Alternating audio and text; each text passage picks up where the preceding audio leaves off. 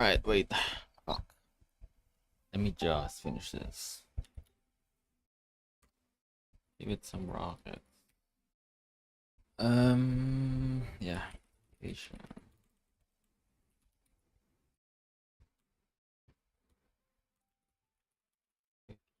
With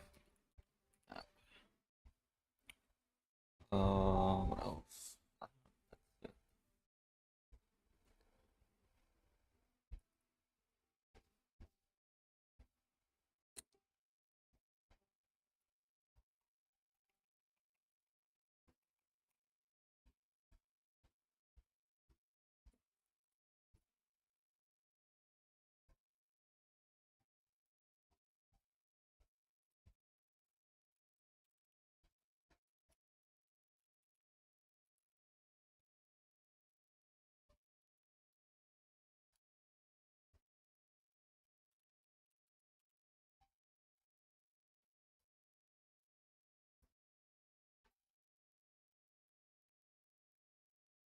But it doesn't even show up.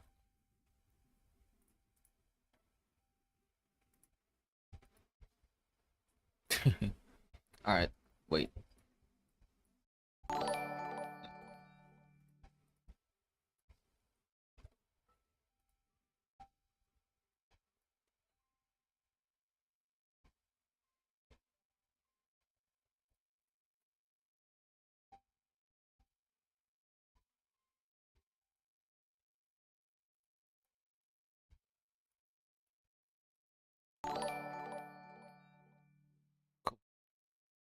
Uh, uh, uh, uh, uh, uh, uh.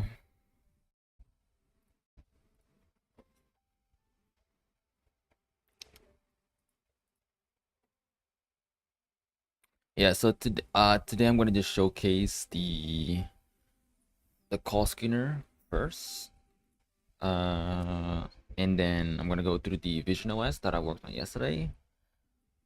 As you may have known, that I'm working on another project at the start of the month because I'm doing the 12 for 12. And one of the projects that I came up with this week, was it this week? It was either, I think, this week or last week. Anyway, what the project, the idea came from last week, and it's about essentially improving the experience for paintballing and airsoft.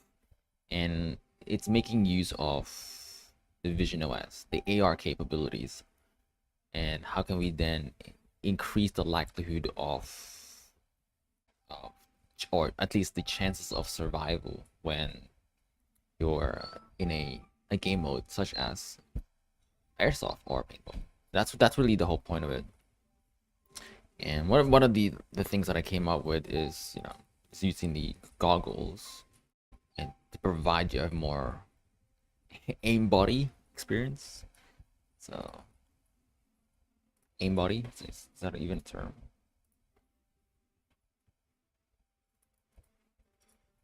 Restart this. Yeah, I want to make sure everything's working.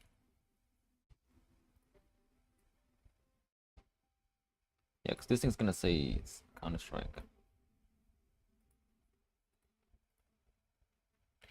Yeah, and also I need to test out my authentication because I haven't really.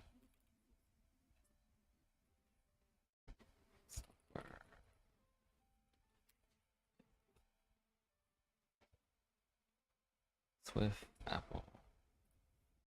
Yep. Let's go to YouTube.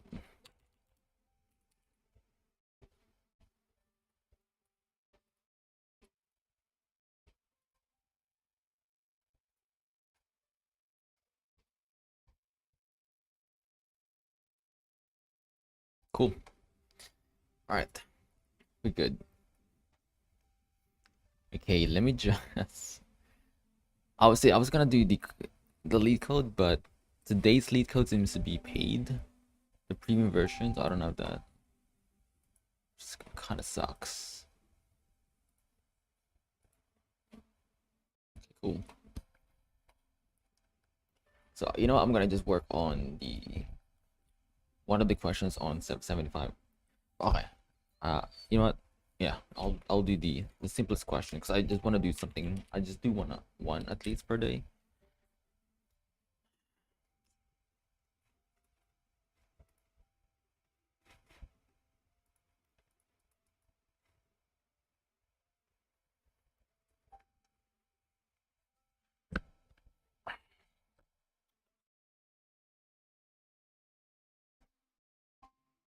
Yeah.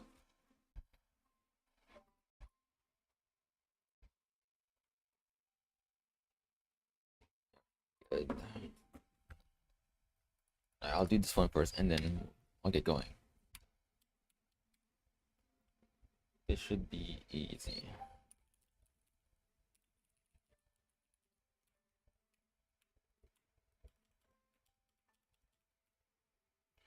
Uh, it's literally just saving the.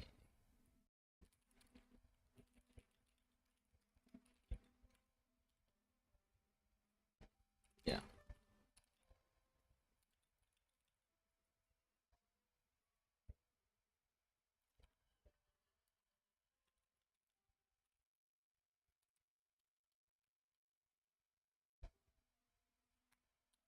It's like first you want to just insert all the numbers, and then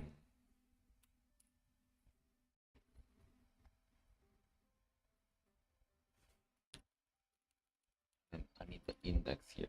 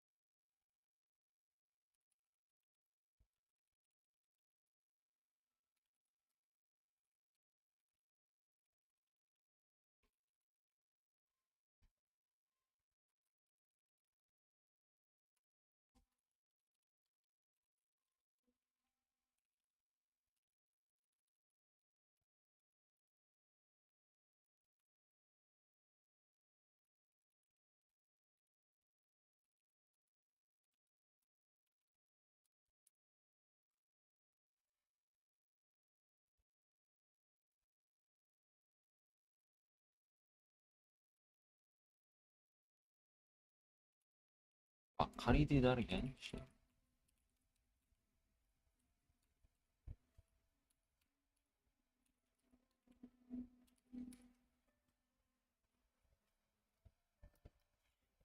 Cool. Alright, done. Okay. So what I'm gonna do is I'm gonna just showcase how the call scanner works. I've never really done it live, so I've done it I've done it before, but not live. So I'm gonna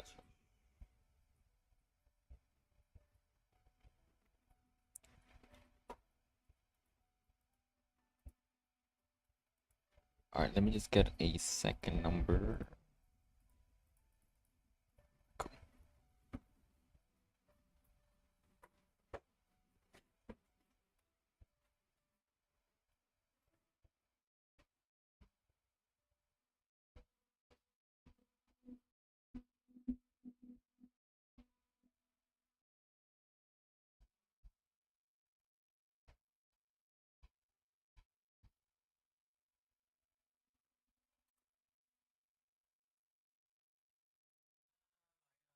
All right, let's get through this. All right, so what I'm gonna do is I've got a second phone, or two phones, and what I'm gonna do is I'm gonna just showcase how the application works. I don't. Can I show that?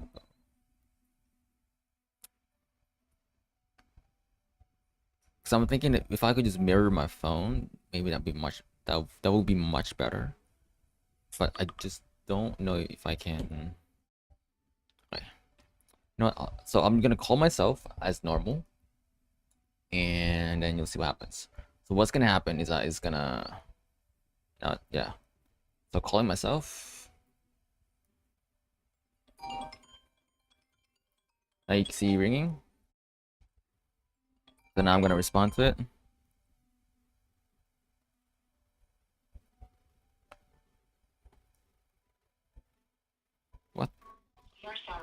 Okay. Let me just try. Why did it not? Okay.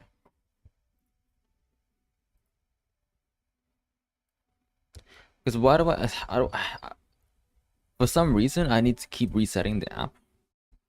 I need to keep rebuilding the app here. So I can like flush it out. Okay, try again. You can see it ringing.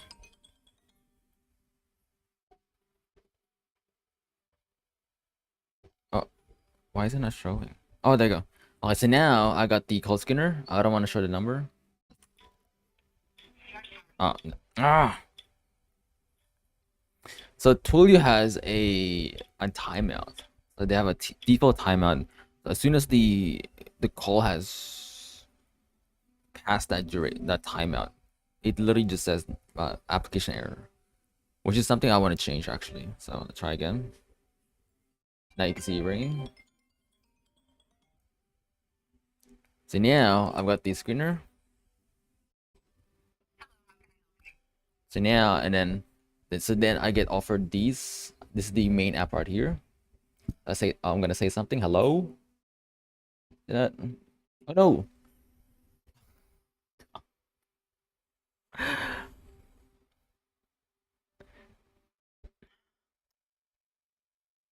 No. Okay, try again. Try. I at least want to show how you can use the screener of messages. That's so annoying. Right.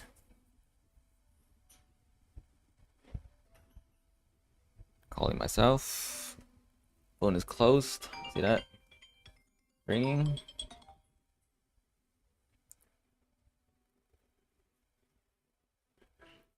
Connecting. There you go. So User's call screener. User is currently unavailable and asks if you could call back later. Thank you. Hi, this is user's call screener. so the reason why it's saying user, that's basically the default if you have a no name. But really, because I've been working on the authentication system, so what I did is I got rid of the default profile. As you can see, as I talk, it's showing you the messages. Hello. So let's say if I wanna, so you can, with these messages, what you can do is you can select the messages here, how you wanna respond directly to the call. So let's say you got, oh no, okay. Why does it do that? Okay, I think that should end it. So what I was going to show you was the messages that you could send if the call is ongoing, which is a default messages for call screening. Anyway, that's really it. Other than that, that's really it. At least I just want to show that how it's working, because really, what's happening before is that I wasn't able to actually get it working on production. That was the main challenge. Is that it was working on development mode, it was working on the simulator, but getting it to work on serverless, getting it to work on the cloud, that was the most difficult part. And I did some changes with how the application is interacting with how it's interacting with the server in real time. So I think I said it before that I recently learned to use the WebSockets and the Redis publisher and subscriber mode, because before what I did it's like, if you know, a couple weeks ago, what I did is I actually started off with a WebSocket only, but it wasn't scalable enough where it was actually really buggy to my server. And so what I did is I switched over to a pub sub model. Fully got rid of the the WebSocket initially on the phone, and that fixed it. But I wasn't able to connect my phone to the Redis client. I wasn't able to connect the phone directly to the subscriber. So there was no way of me of receiving the call or at least answering it. And so what I learned is that you have to use both of them. You have to use the WebSockets and the Redis PubSub if you want to scale a real-time system like this. Which is something I recently learned. So which is crazy because like I'm also just trying to figure things out like this, and it's such a good experience. Really, what a really great experience. The WebSockets are what you would normally just use if you're on the iPhone, which I never really thought about. Yeah, why would you use a Redis client since it's a mobile phone and you kind of just expect it to be lightweight, not as complex as your typical PC. But yeah. Anyway, let's move on to the next one. So that's the call screener. I'm gonna show the Vision OS. Stop this. This is not my phone. Okay, let me showcase this.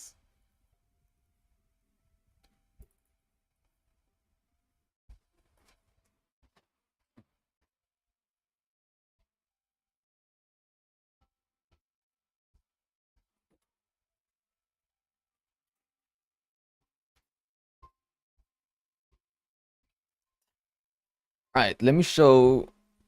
So last week, or maybe at the start of the week, I said I was gonna build something on the Vision OS, and one of the blockage for building something on the Vision OS is the device. But thank God is that what you can do in Xcode is that you can actually create. You can just use a simulator to create an app. You can still create an app and see how the app would work on, how it would work on a real device. And so what I came out with this one is I'm gonna once it's done compiling. So what I came up with is a tool or maybe an app, or if you want to play an FPS in real life, if you want to play a first-person shooter in real life. So that's really this prototype I've been working on, and I recently just finished most of it yesterday. So this is just a prototype, it's a pure concept, it's not a real app. And let's see what it looks like. Oh no, shit. So this is just a prototype here, so it's gonna just, yeah, Xcode is not fast. It typically it is pretty normal for Xcode.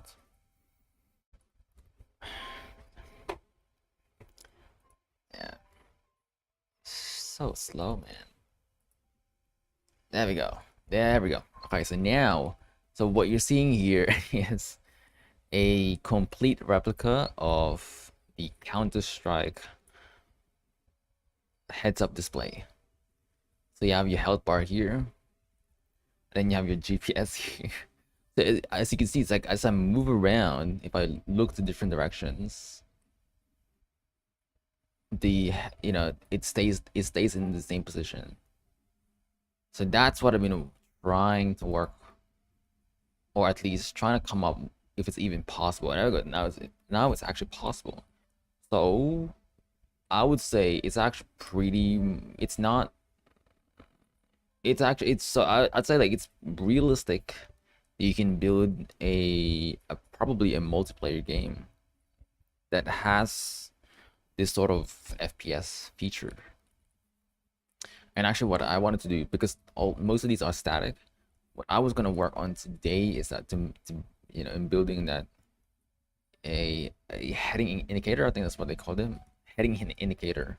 So when you turn your head around, you can see a compass here, just like in any FPS games. Because these ones are just I don't. If you're gonna be using this app, I don't think you're gonna want to see a health bar here or even the ammo here. Probably there might be, because I'm thinking about this in the context of an airsoft or a paintball, but because now I'm thinking about this in this way. Maybe this might work for a laser gun, like a laser sort of thing. Yeah, you can see your health bar here. You can see like a map. So So you can just imagine yourself wearing the Vision Pro glasses as you're playing the as you're playing a laser gun or airsoft, whatever that is, whatever your choice is. So what I'm really just showing here is that it is possible to make something like this, which is crazy. And a lot of people have been looking for information like this on, if you just search up Vision Pro HUD. Yeah, it's on Reddit. It's on Reddit. It's on. Yeah, I saw this one.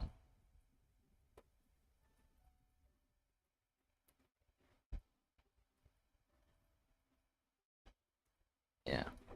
So it is possible, and as you can see, that's really it. So I finished it yesterday. The thing is, I wish I had the device on. That's what I would say, and because that would have been much nicer to test with the location. Because right now, 'cause if I want to build a compass, I don't think it's even I don't even know if it's gonna work here. Yeah, that's really cool. This is really cool, to be honest.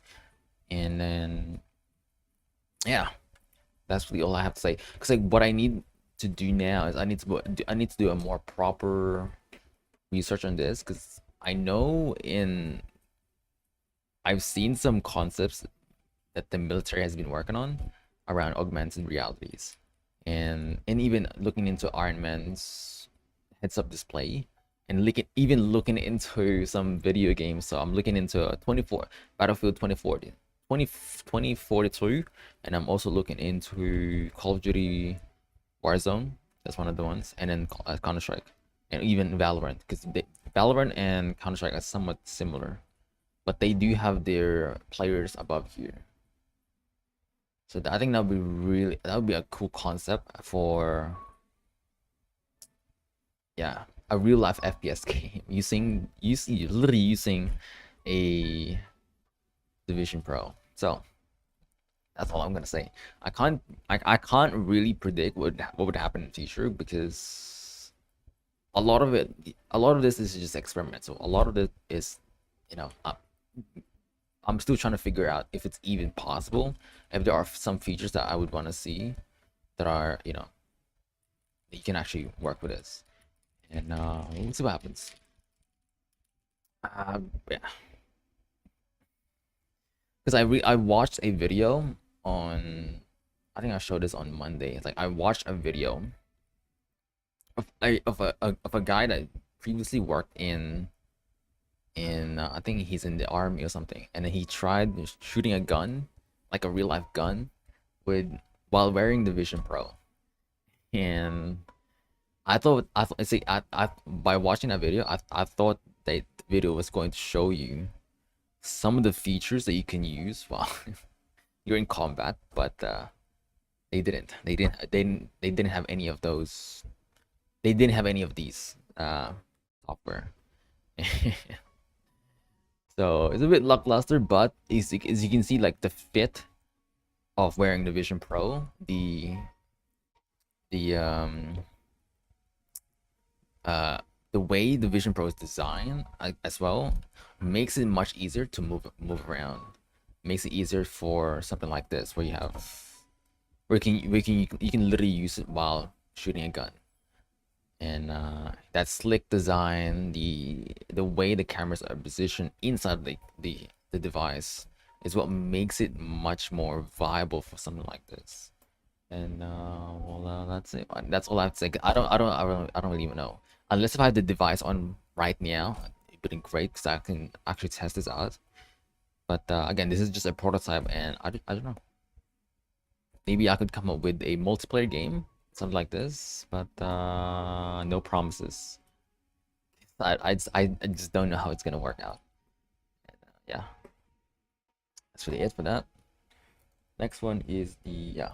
So I'm going to continue working on the authentication for, yeah. What I need to do is I need to test it out, and then I need to start hooking up the APIs on. Just finish.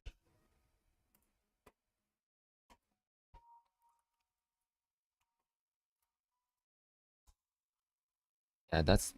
I might just play games afterwards.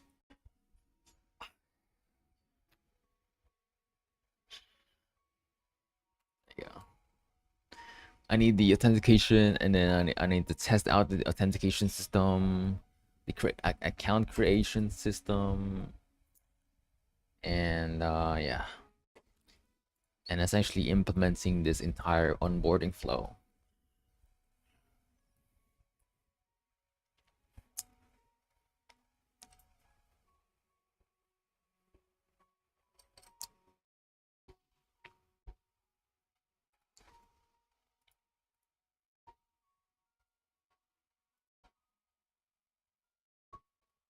Voice human. Oh yeah, nope. That one.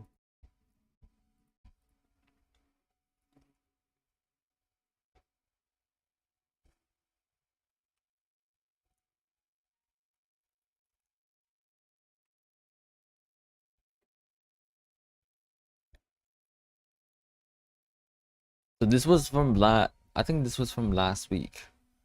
Okay, so now I've got the map proven to work. I just need to make it more dynamic. I need these things here to be more dynamic so that it reflects on the current gun they're using, or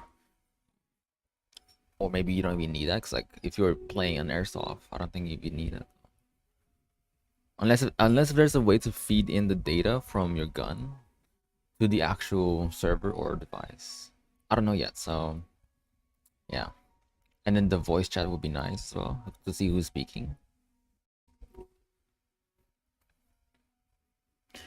And then some in-game notifications that you see here that most FPS games have. So here would be one of them. And some of these, I don't know what it's called, but it's for items. So in Vision OS, you can actually create one of these where you can hold something and then you can create an attachment to it, a text to show what it is.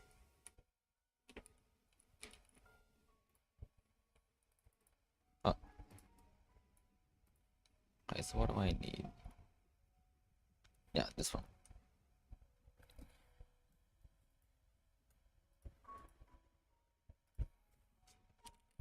Yeah.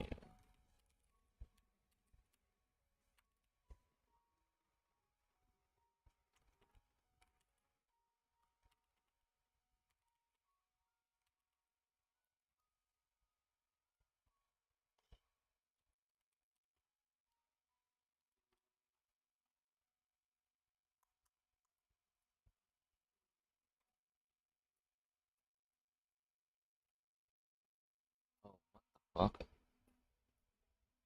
It wasn't working the whole time.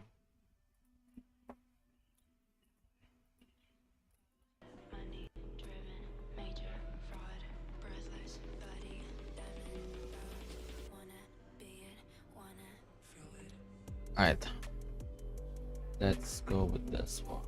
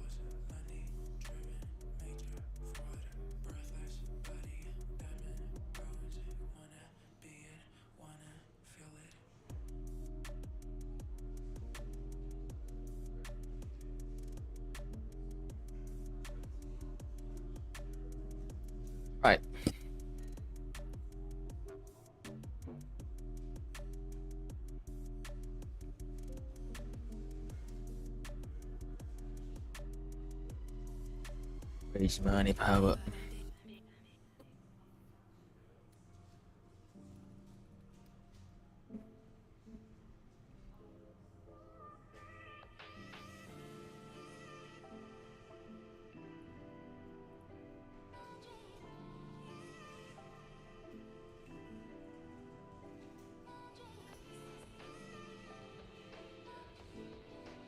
Yeah, so this is what it currently looks like on my phone. Like this is what's on my phone.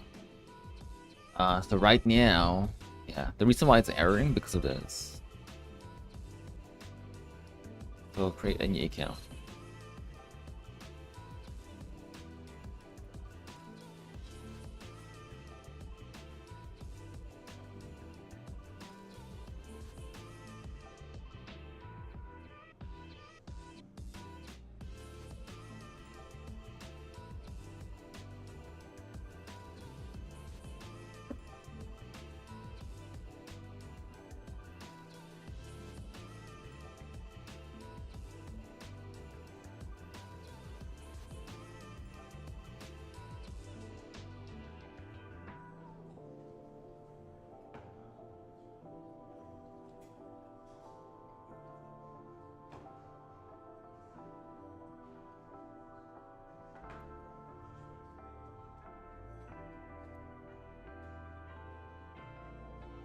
Okay, let's go.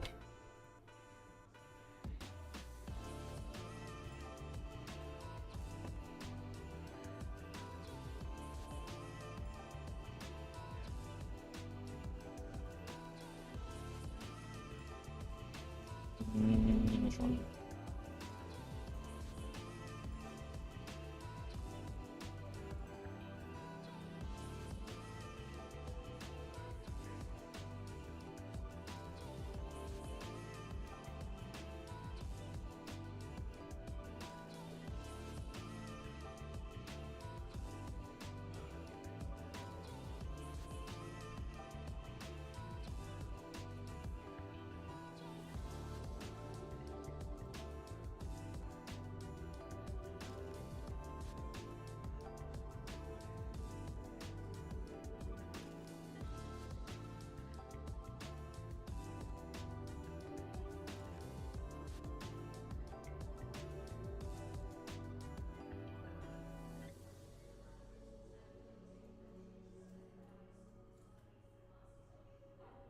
Yeah, I think maybe I really just want to play games.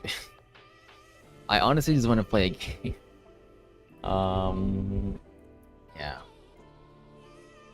but I need to finish this. I need to start hooking up the APIs and shit. God.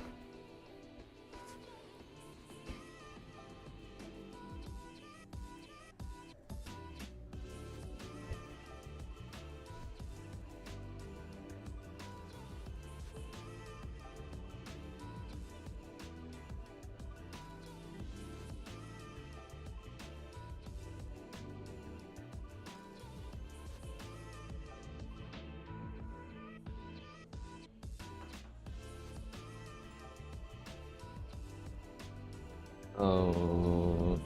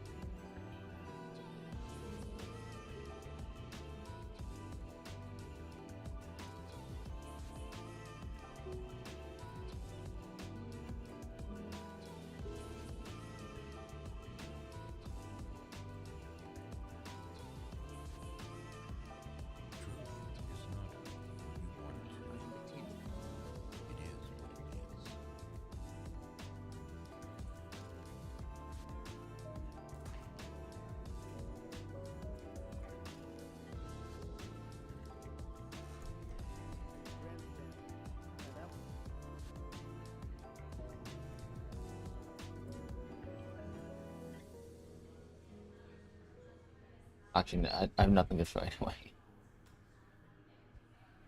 Oh yeah, there's nothing here.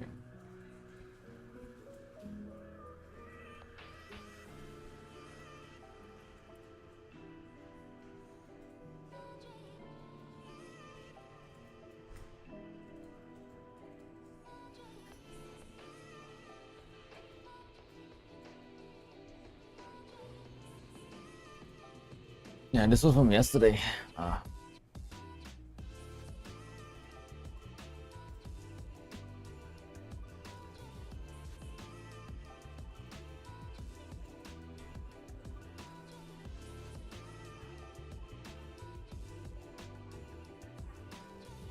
Yeah, it's like I really want to, I really want to use the Vision OS, but it's not.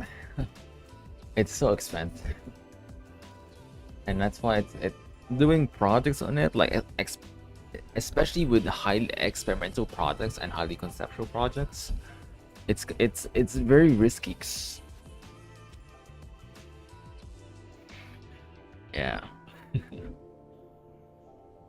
I think what I'm gonna do next, what I'm gonna do instead is I'm gonna create a test slide for it so that people can just use it, so that people can just go to get the app and then test it out for themselves and then just get feedback from there. So that way I could still get feedback from people, and and still build it, continue building it, because I think it's still a great idea to just showcase a FPS type of experience on Vision OS, and actually making it into a reality, because I've never seen it before, and it would be really cool to see one. Yeah, especially with that slick design. Again, I've said it before, that design, the way the cameras are well integrated into the, what's it called, the glasses. Yeah, those are, and the way it's extracting your eyes as well. That's what I've been looking for, because in the movie Iron Man, Tony Stark can literally control the heads-up display by just glancing, or by just the gaze of his eyes. It's like that's exactly how I would want a heads-up display with AR as well. That would be so fucking cool. That would be so fucking cool. Shit. What is this? This was from This was from this morning. Yeah.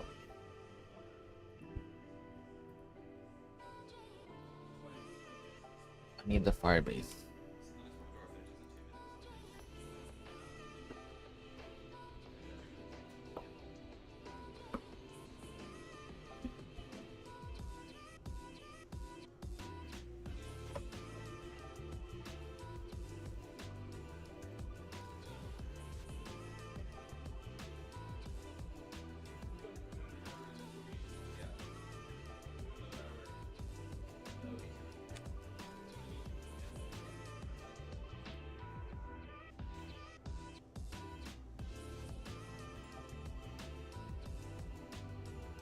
All right, so where we up to? So creating the account, the server.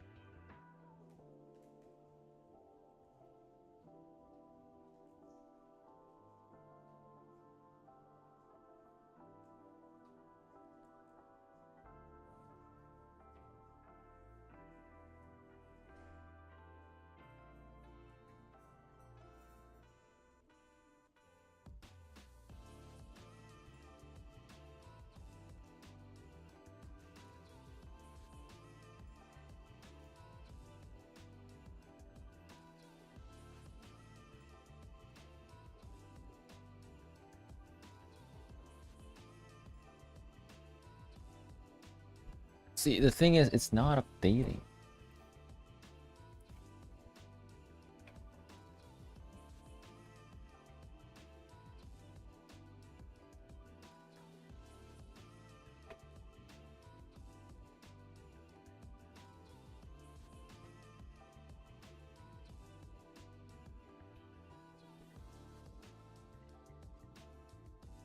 Even though this is the environment variable, it doesn't update for some reason.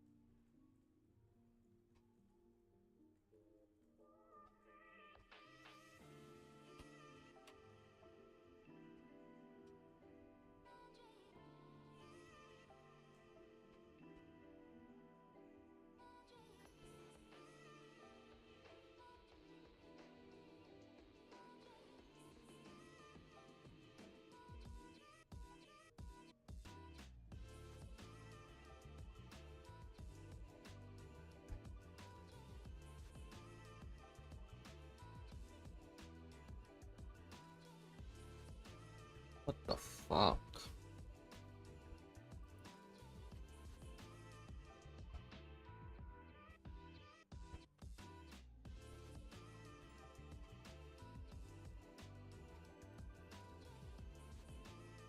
The text in the field is going to be the text field dot text, not phone number. I'm getting ahead of myself. And we are also going to be smart about this and make sure that the text isn't actually empty. Because if we just enter empty text, that's not doing ourselves any favors. So assuming that is the case, we're going to go ahead and say auth manager, what we typed out already, dot shared, and we're going to go ahead and call that start function. We're going to pass in the phone number, which we'll do in a second, and then we're going to have a callback here, which will give us success. So let's see, start auth, we'll take in that phone number, so I'm going to go ahead and say number here, and this is going to be success, and assuming we have succeeded, we're going to push to the next controller, the next screen to enter in the SMS code. So we're going to say guard let success, or guard success I should say, assuming it is true. We are going to go to the next screen. So here we are going to say dispatch queue dot main dot async. We want to go to the next screen. So here we can go ahead and say let's vc. And the reason this color coding is kind of off is because we have not defined this yet. So let me just do that so it stops yelling at me. The reason I didn't define this is I wanted to call out you do need to add the country code as a prefix to your phone number, which we're doing manually here. +1 is for the United States. So the next thing we're going to do is create that SMS code controller, and we're going to go ahead and push this controller onto the stack. So hopefully everyone's following along. I know I'm going a little quick here. We're going to set a title on this, and we're going to say enter code maybe is the title. And let's see, let me actually go ahead and give this a run and make sure that we're making progress here. So secondary system background, let's see, this should not be an image. This should be background color is what I'm looking for, which is why we have that strange error. And let's see, let's go ahead and hit Command B, make sure it's building. Let me go ahead and just give it a run here. Make sure we're at least seeing our phone field. So looks like the app is still building, hopefully finishes up in a quick second. Looks like we have an error somewhere, that's not good. So let's figure out what I have broken here. So it looks like we have an equal here. Let's see, window scene. We need a space before that for some odd reason because Xcode says I do. Looks like we have built, running in our simulator, and we should see hopefully that phone number field here in a quick second. Simulator loves to be slow sometimes, so just bear with it. Looks like the device is actually crashing, so due to uncaught exception, it can't find the main storyboard. So the reason it can't find it, or the reason it's looking for it, I should say, is because we still need to get rid of in the info plist, I believe, the name of the main storyboard. So if we click on info up here, we should see main storyboard somewhere in this list. So I see launch screen. Let's see if I can find it here. But we do need to get rid of it. It's right here. So I'm going to get rid of that main storyboard. Just select it and hit Command. Yo, that's it. Select it, hit Backspace and Command Yeah, R to fixed give it. it a run. This way, our project knows that it needs to go take a look at our code to actually go ahead and run the app. So it looks like it's still crashing. Let's see what other references we have of that storyboard. So test I again. want to So bet it's somewhere in here. So let's go ahead and open up this application scene manifest. I believe we need to update it here as well. So we're going to open this up all the way. And in here, I also see main. So I'm going to select it and hit Backspace. Hit it one more time to build and run, Command R. And hopefully we now start to see our UI if everyone crosses their fingers. All right, we're so now seeing our UI. So I'm going to come in here. We're going to tap it and we're going to type in that phone number. But before that's so cool.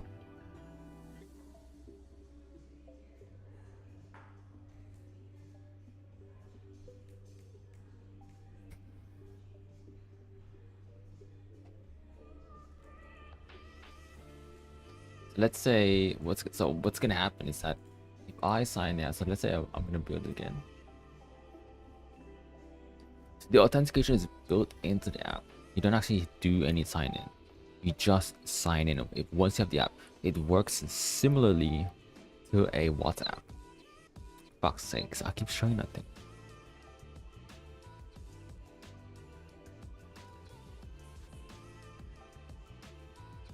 How do I just cache these things, man?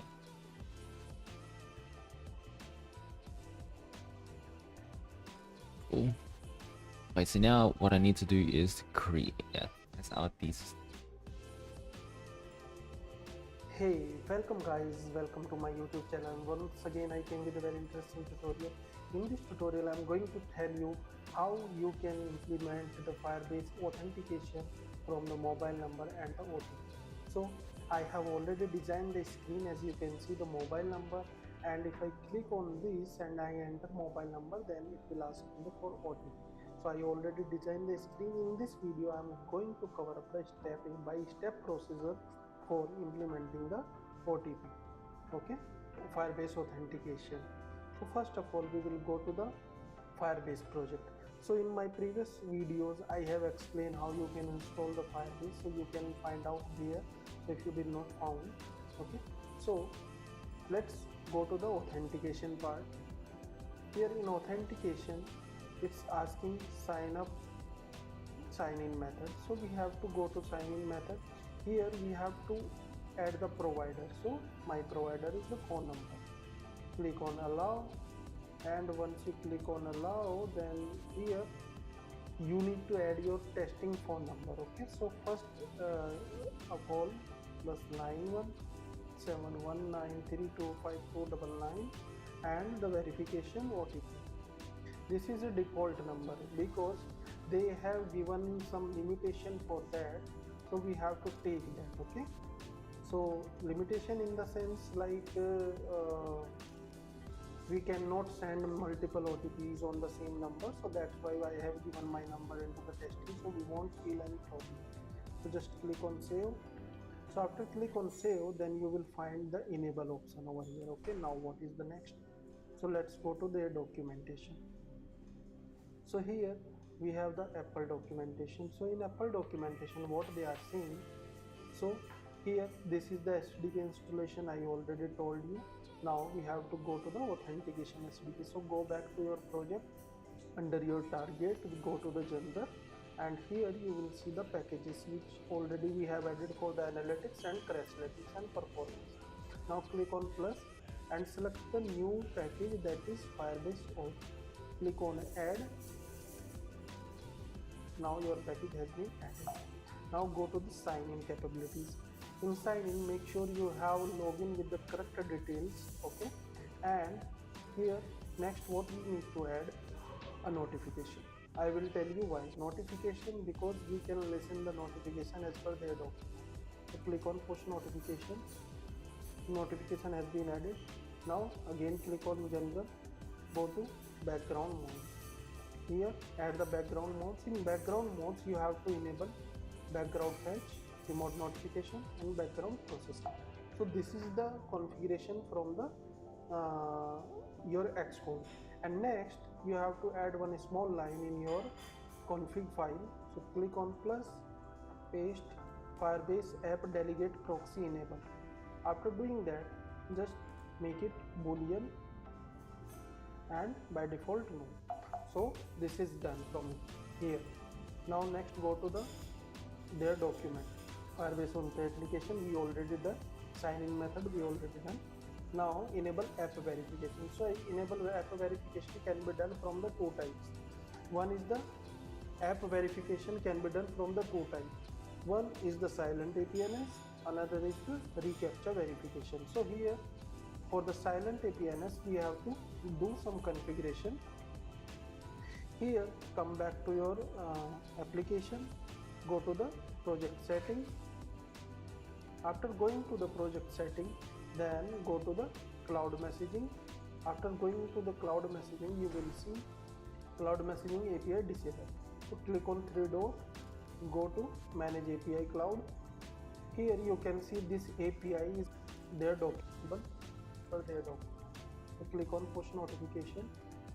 Now you already, we can click on allow. Then here you need to add your testing phone number. Okay, so first of all +9171932529 and the verification OTP. This is a default number because they have given some limitation for that, so we have to take that. Okay, so limitation in the sense like we cannot send multiple OTPs on the same number, so that's why I have given my number into the testing, so we won't feel any problem. So just click on save. So after click on save, then you will take that testing phone number. Okay, the provider, so my provider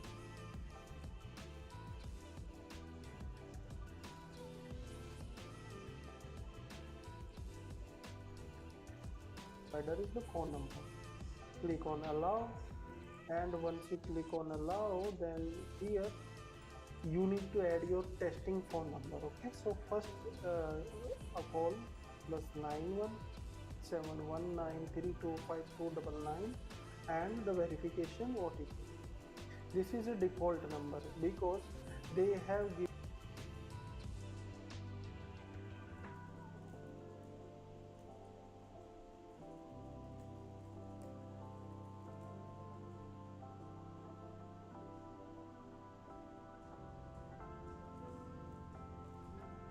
given some limitation for that, so we have to take that. Okay, so limitation in the sense like we cannot send multiple OTPs on the same number, so that's why I have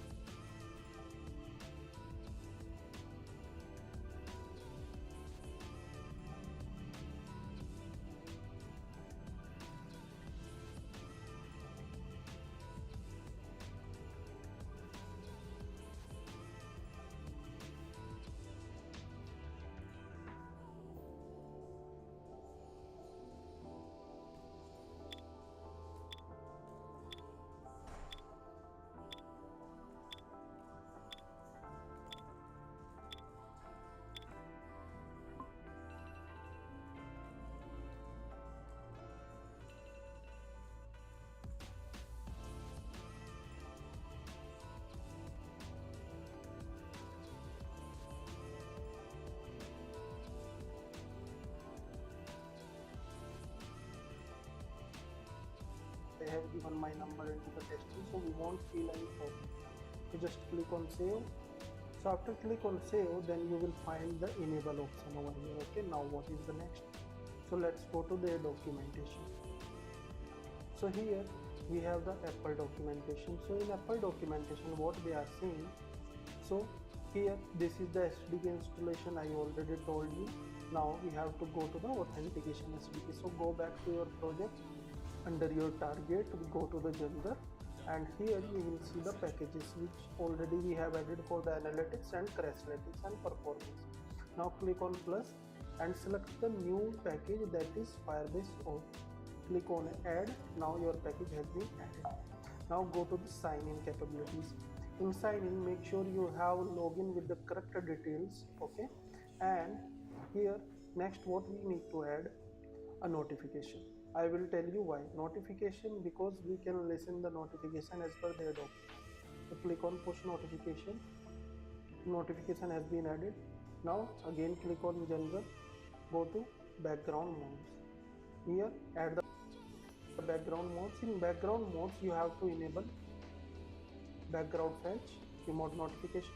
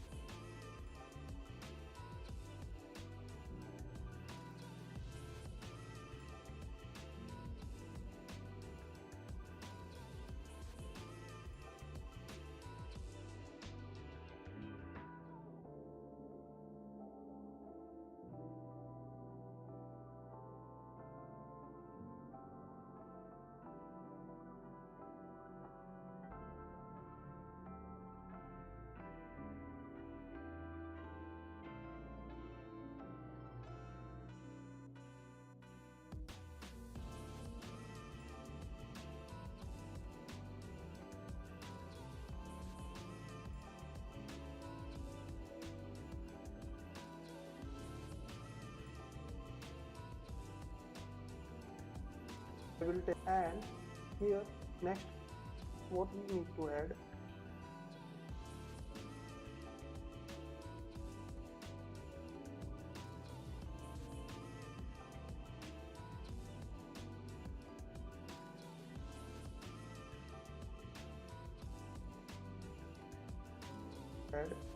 a notification.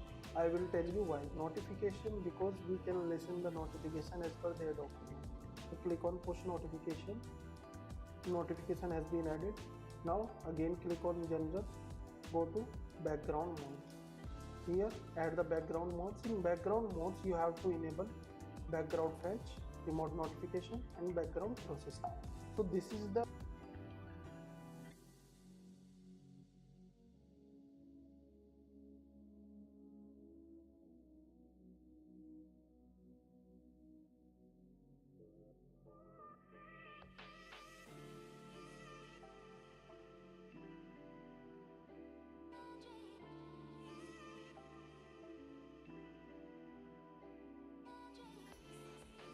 configuration from the your Xcode. And next you have to add one small line in your config file. So click on plus, paste Firebase app delegate proxy enable.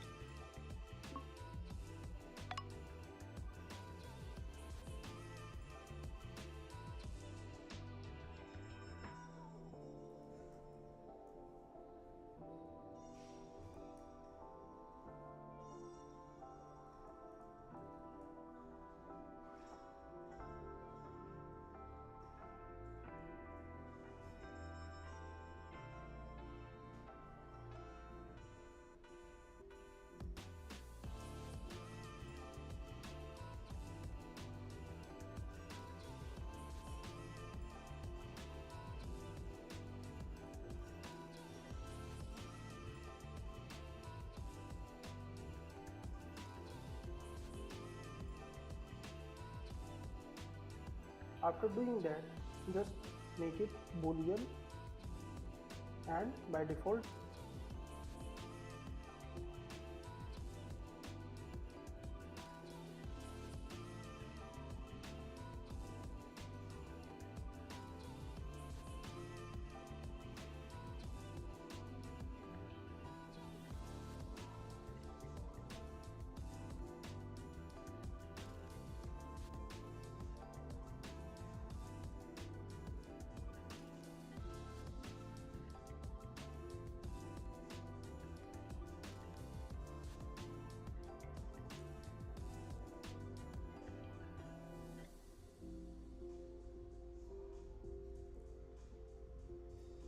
no.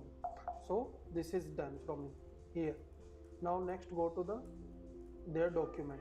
Firebase on the application we already done. Sign in method we already done. Now enable app verification. So enable app verification can be done from the two types. One is the app verification can be done from the two types. One is the silent APNS, another is the reCAPTCHA verification. So here for the silent APNS we have to do some configuration. Here come back to your application, go to the project setting,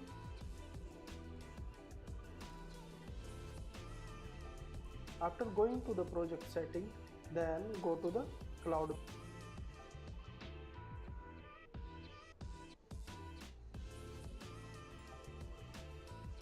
messaging. After going to the cloud messaging you will see cloud messaging API disabled. So click on three dot, go to manage API cloud. Here you can see this API is coming with button enable. So click on this button enable. So this API has been enabled. Now I will come to my Firebase.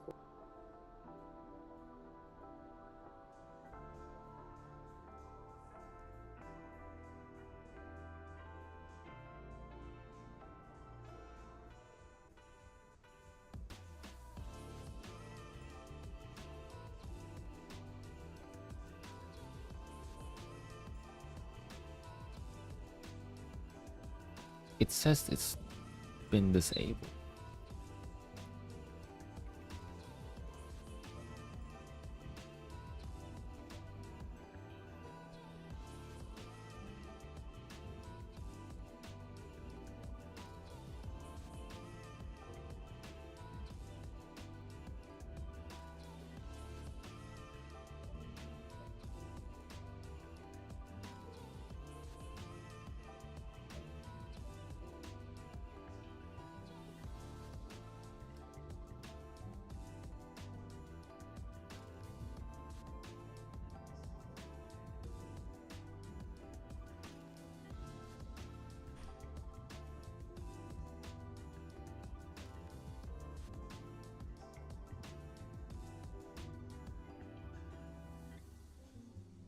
So this API, go to manage API cloud.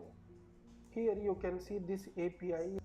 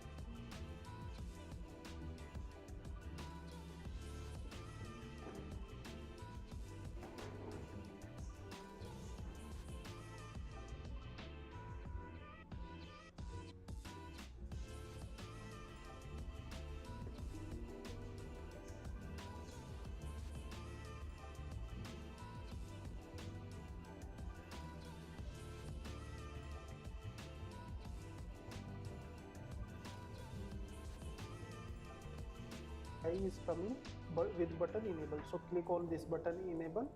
So this API has been enabled. Now I will come to my Firebase project. I will refresh that. So just Command R or Control L. R this project API has. I will refresh that. So just Command R or Control L. are. So here you can see the cloud API has been enabled. Okay, now second thing, it's asking for APN's auth key. So this APN's auth key you can get from your Apple developer accounts. See that, copy plus button and you will get at the place sign in here. Go to your URL type. In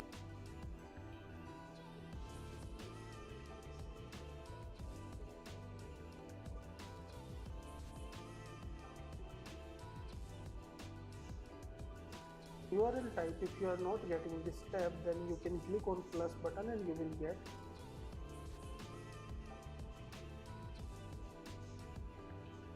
at the place of URL skip. Just copy paste that ID and hit on sign in. Just copy that.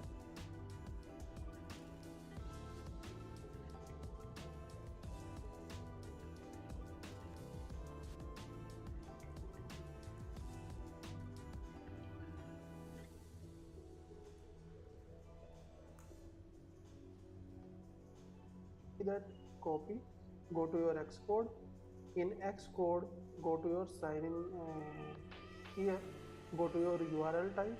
In URL type, if you are not getting this tab, then you can click on plus button and you will get at the place of URL skip. Just copy paste that ID and hit on enter. Save. Now you have done this. Now next, what is the next? Let's go back to the document. We have done this, we have done this. Now this is the code for authentication. Okay, so I will copy paste this.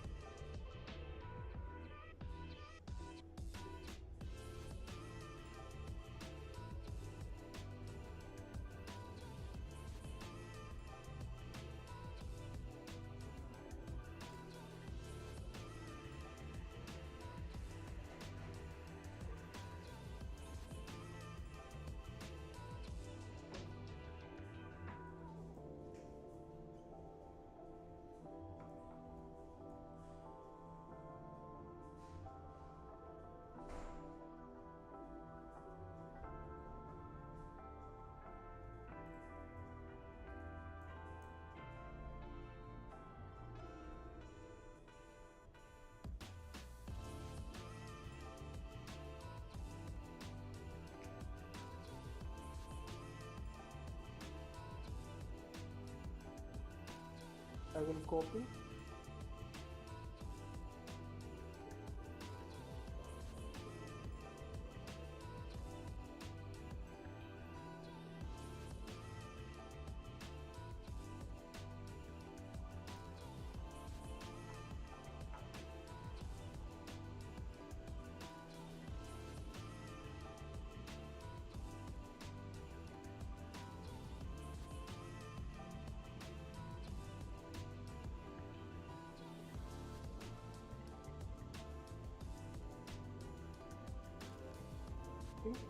And I will go to my OTP verification. So here I will paste this. So this function will trigger when I click on next button. So I will copy paste my code over. So it's asking me, first of all, import the package.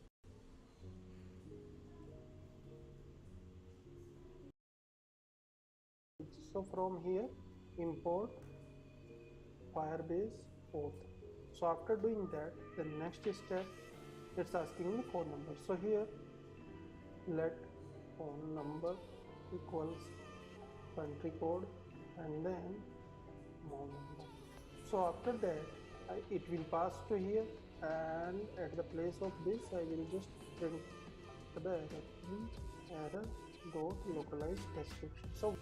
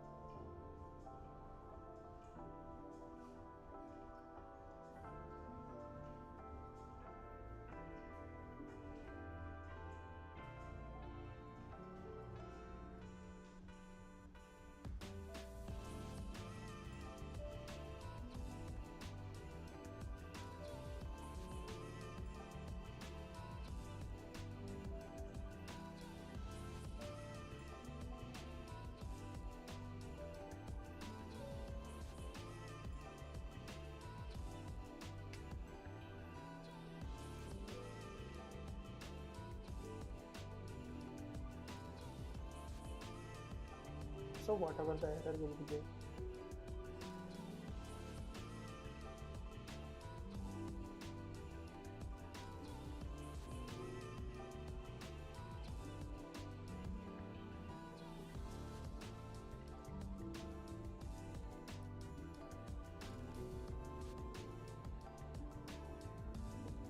Now this is the error condition. Now if it is got success, then what I need to do, then I need to open my OTP screen. So OTP screen code I have already written over here. You can see the navigation link.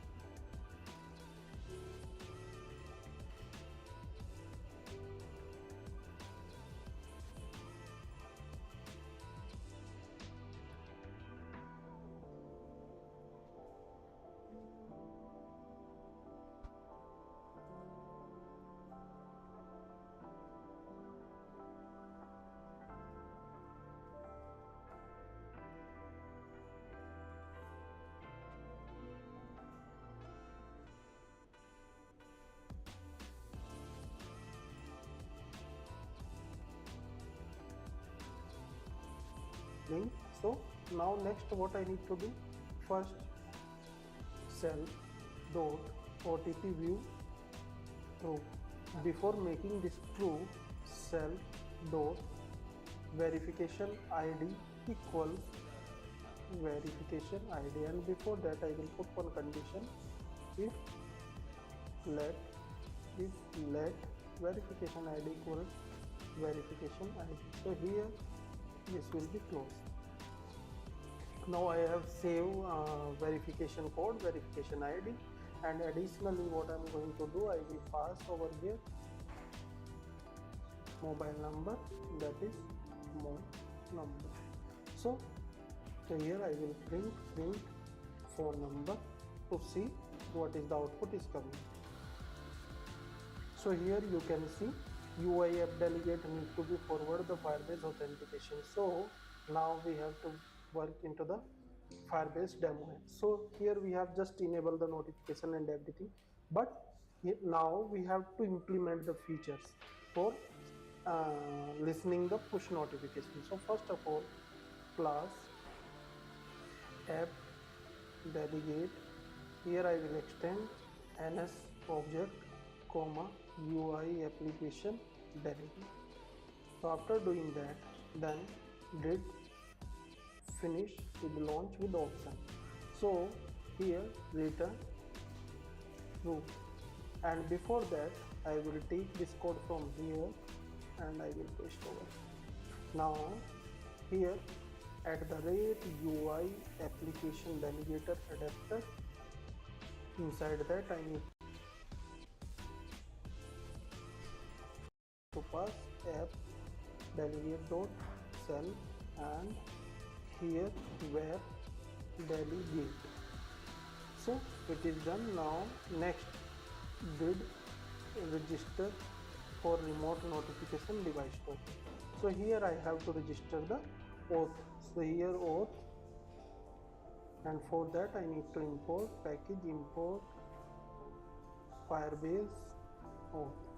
So now auth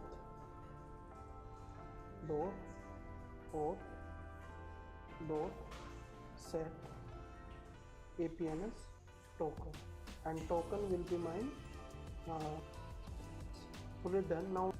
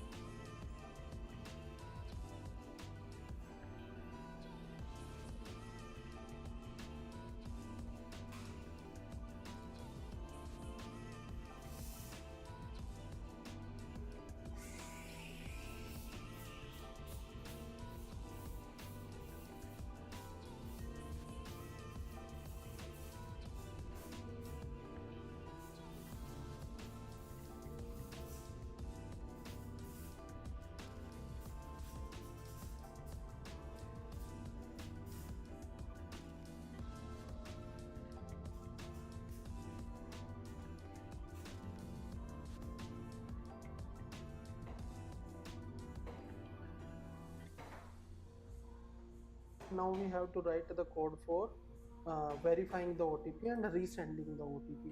So again I will go to the OTP screen. So here verify OTP, already I created the function private function.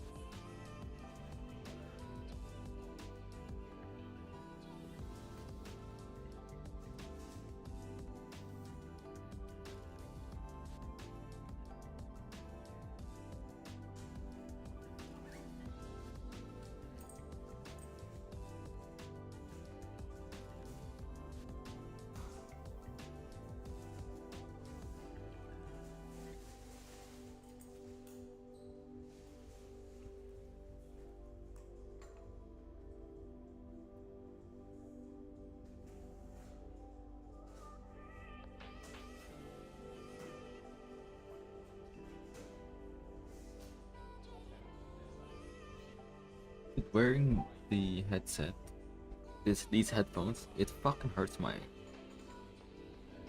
It's so annoying above here. It's like it's so itchy. It's like it's hitting my scalp.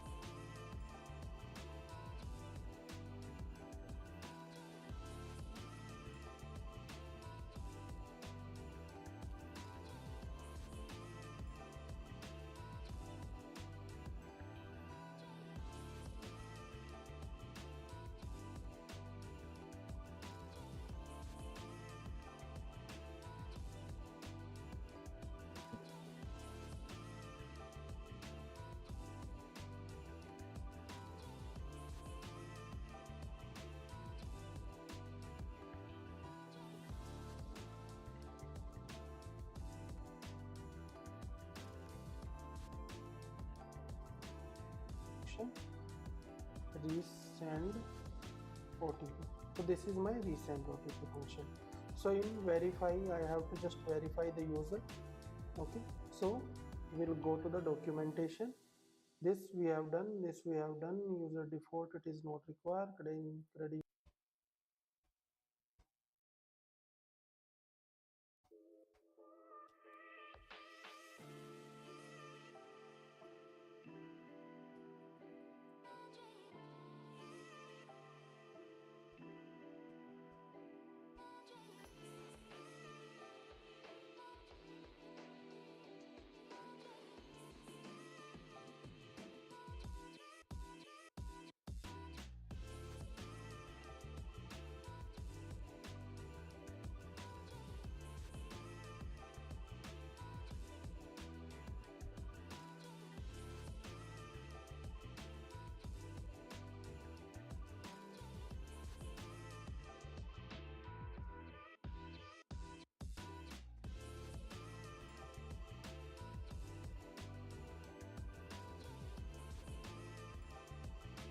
All right.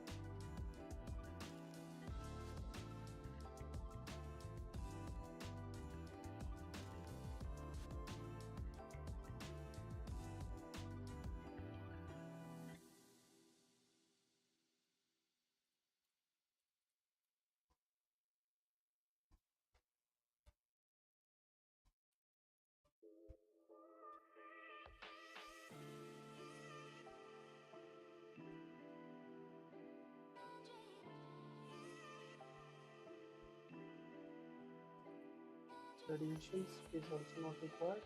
So now we will prepare the credentials. So credentials will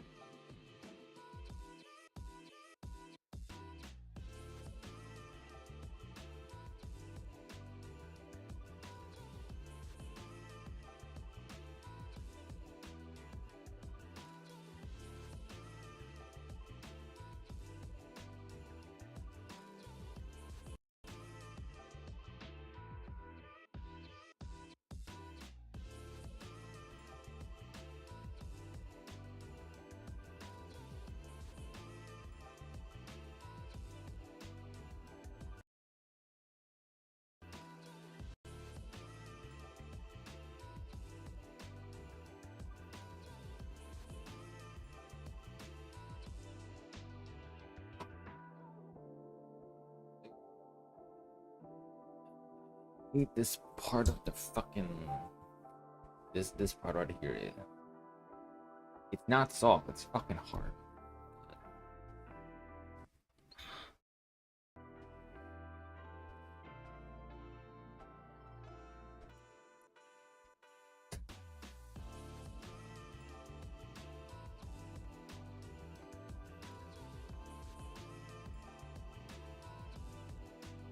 If it's loading, yeah.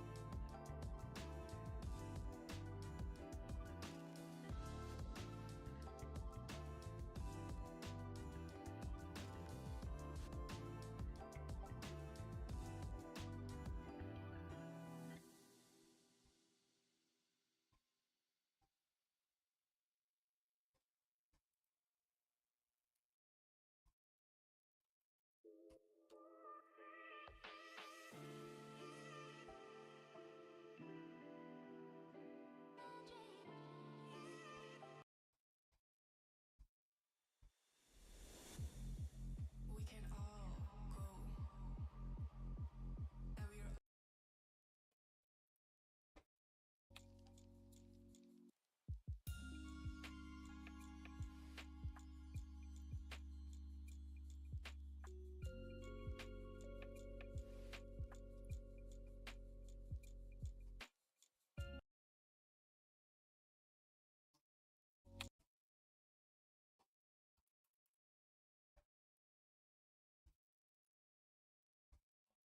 God. Fuck.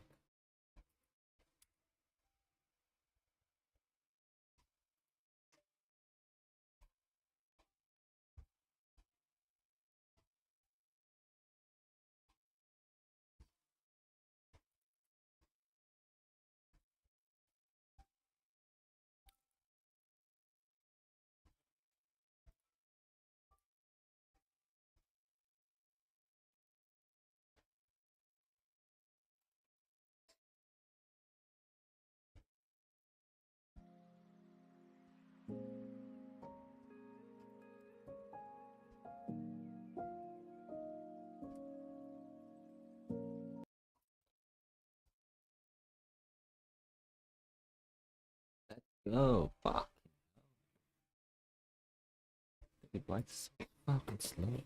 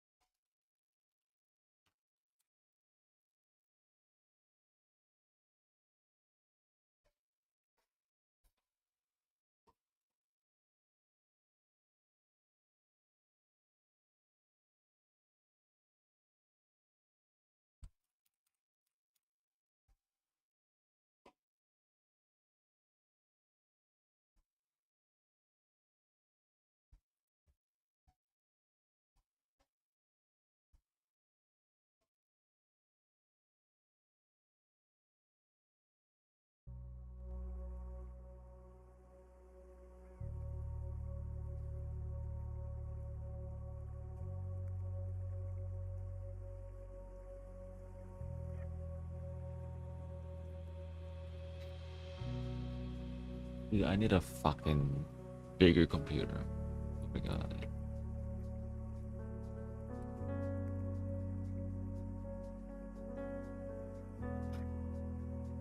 Bloody hell, I can't even use this without having to stop one of these servers.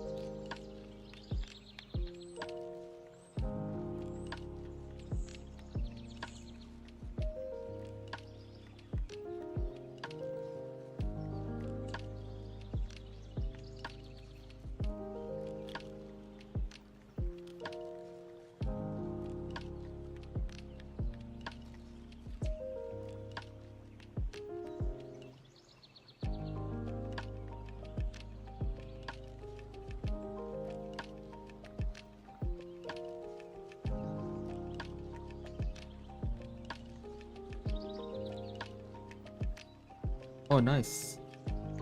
Oh my god, I actually got it. I got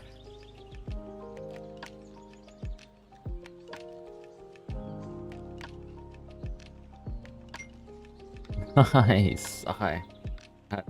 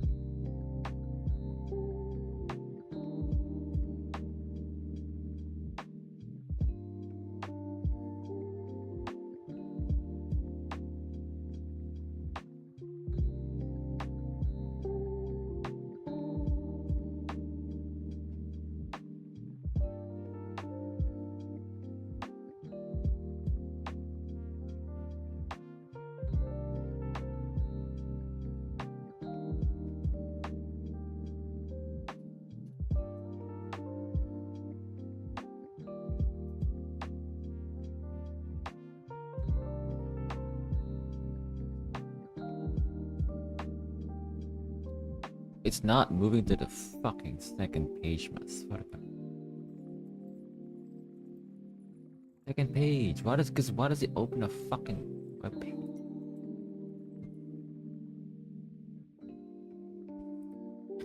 God damn it.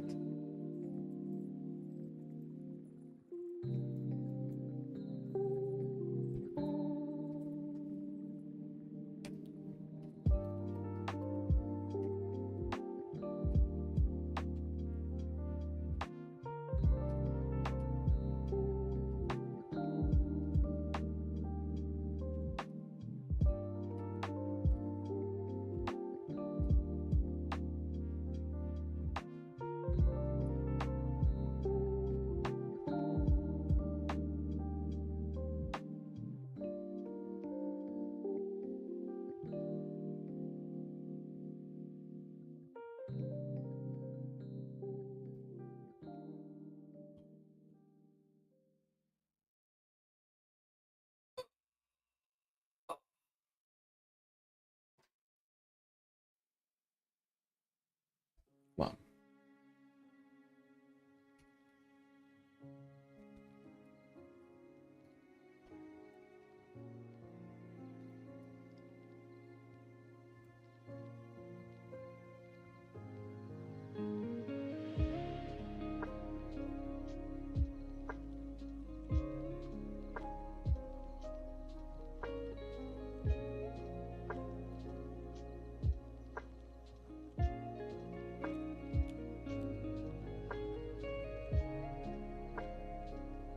Too long?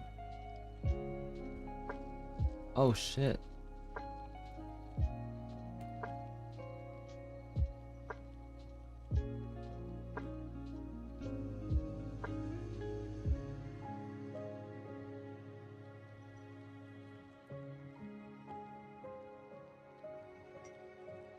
Why is it not changing?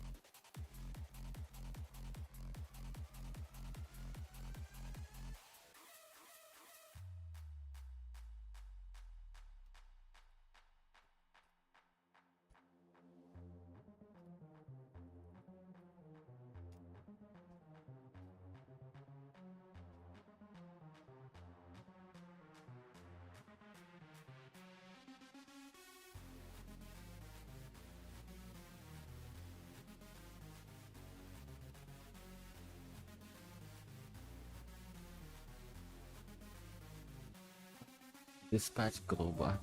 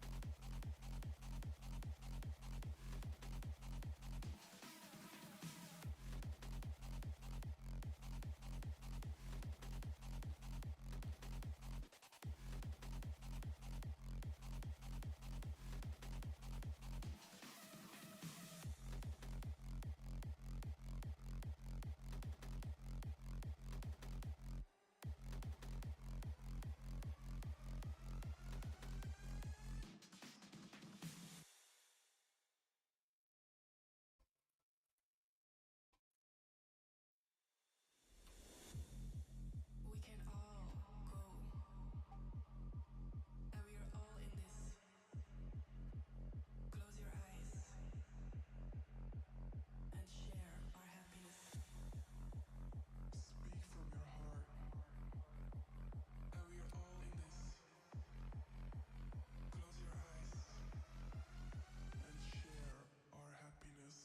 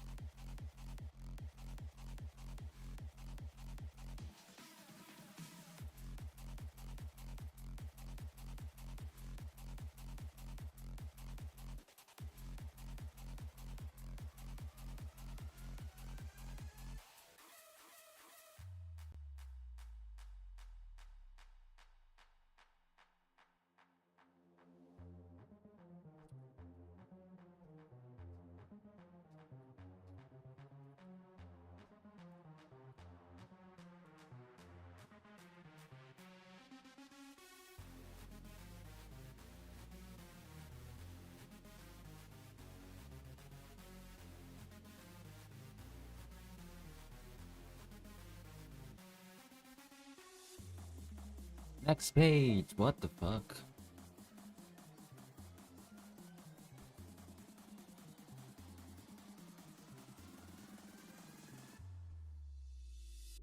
I'm confused.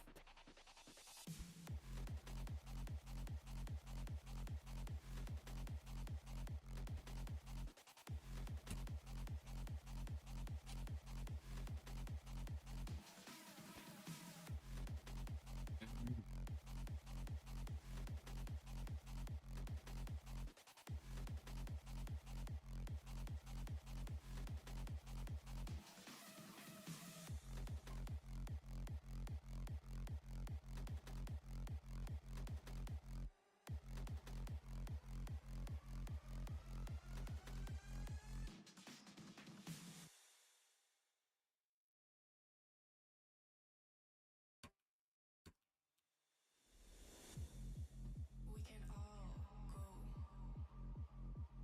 and we are all in this. Close your I got it. eyes. Okay, I got it.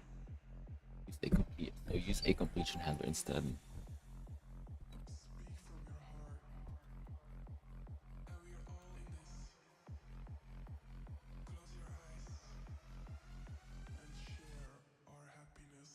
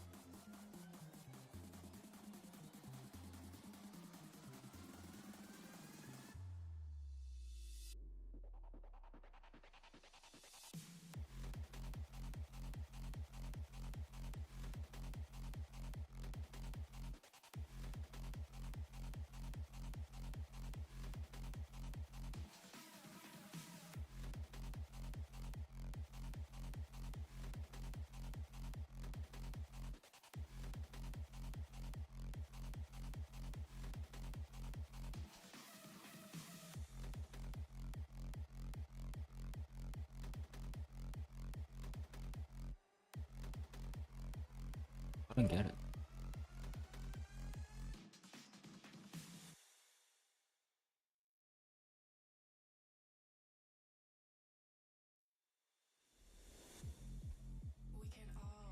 But isn't this the return? I'm confused.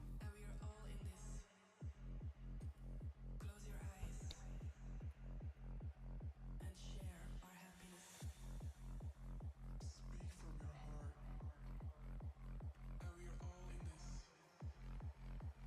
Close your eyes and share our happiness.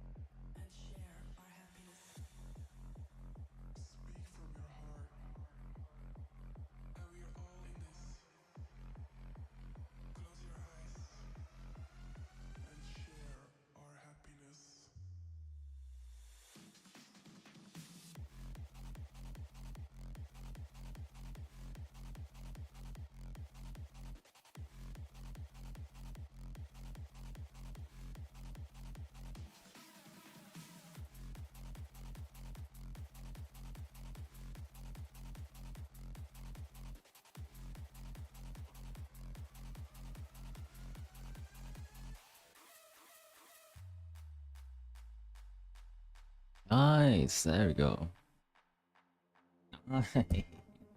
Yes. Then come in here.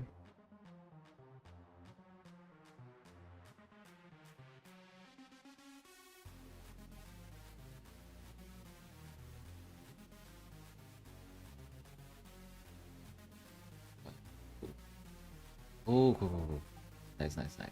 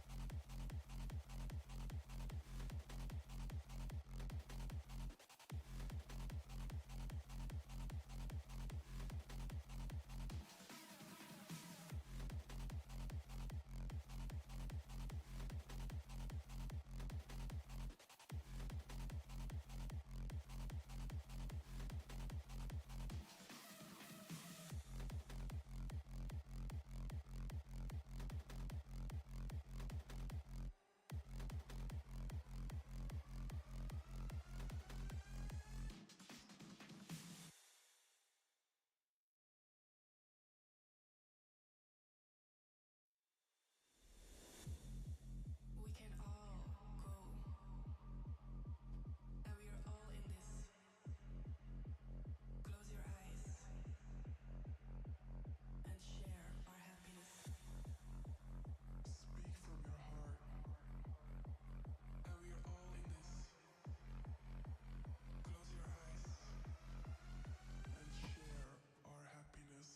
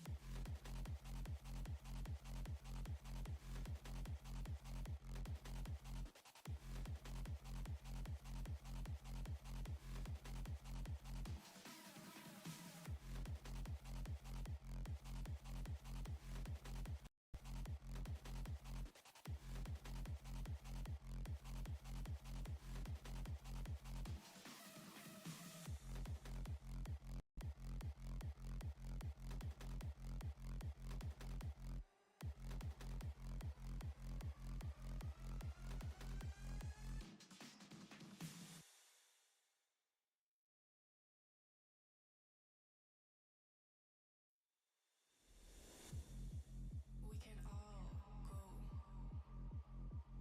and we are all in this. Close your eyes and share our happiness. Speak from your heart, and we are all in this. Close your eyes and share our happiness. All right.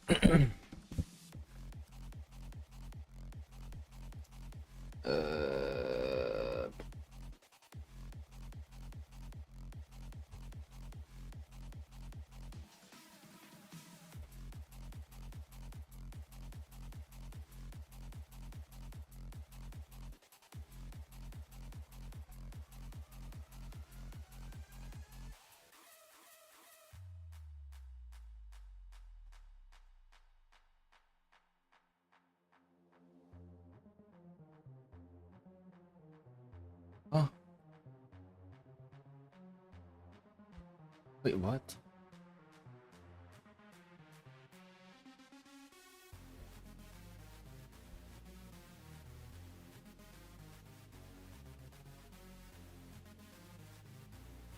Error? What?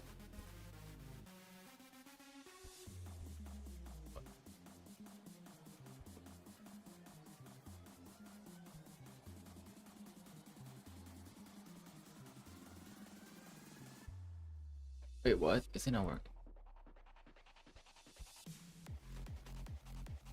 Wait, what? Is it not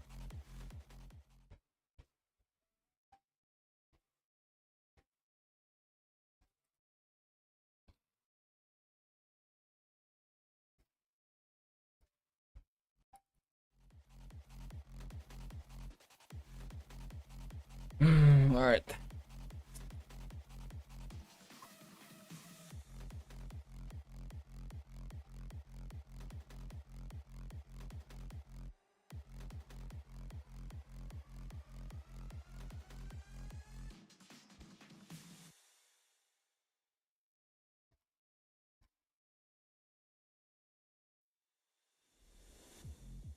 We can all go, and we are all in this. Close your eyes and share our happiness. Speak from your heart. The thing is, it would be much better if Close your eyes.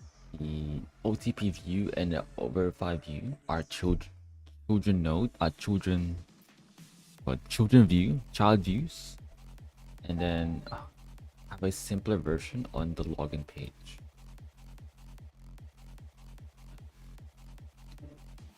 Because I'm gonna need to be passing on some. Right now, some what I need here is to pass the authentication manager, which I don't want to do it.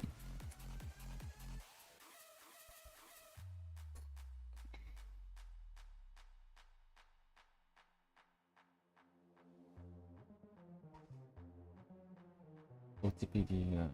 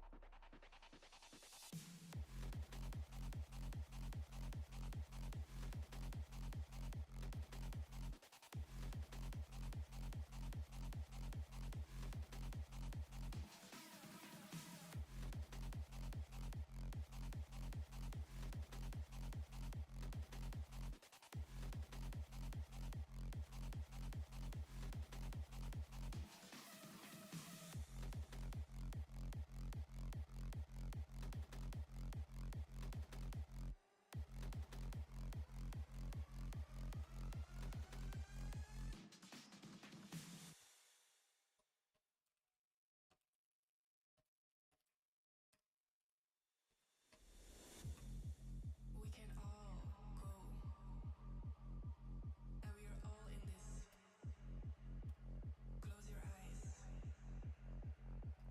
and share our happiness. Speak from your heart. And we are all in this. Close your eyes and share our happiness.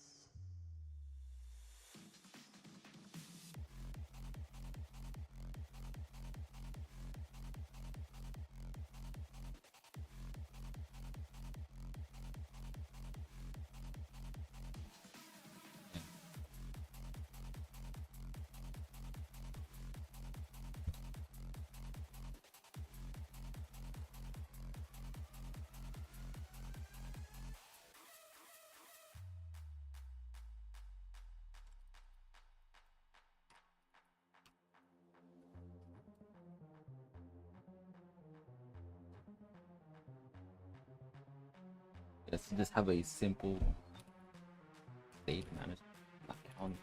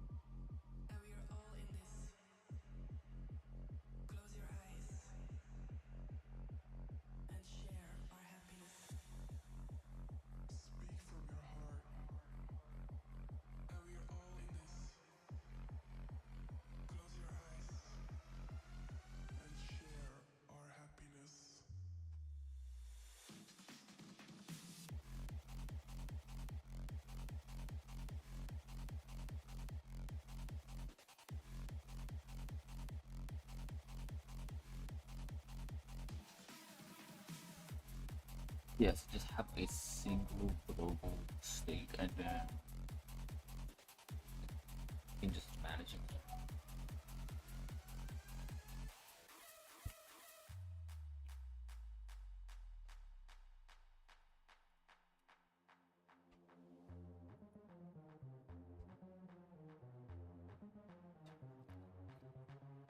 A number, OTP.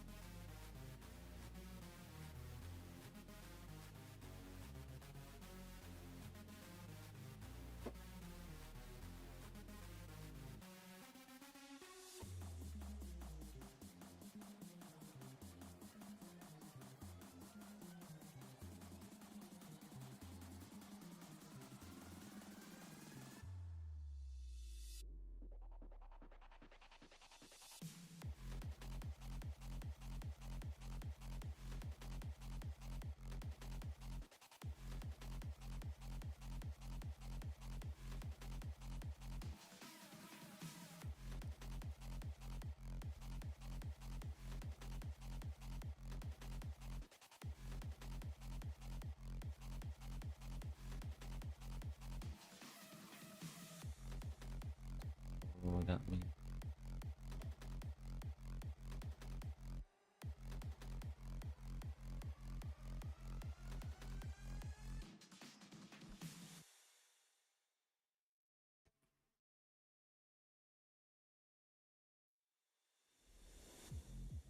We can all go, and we are all in this. Close your eyes and share our happiness. Speak from your heart. And we are all in this. Close your eyes. And share our happiness.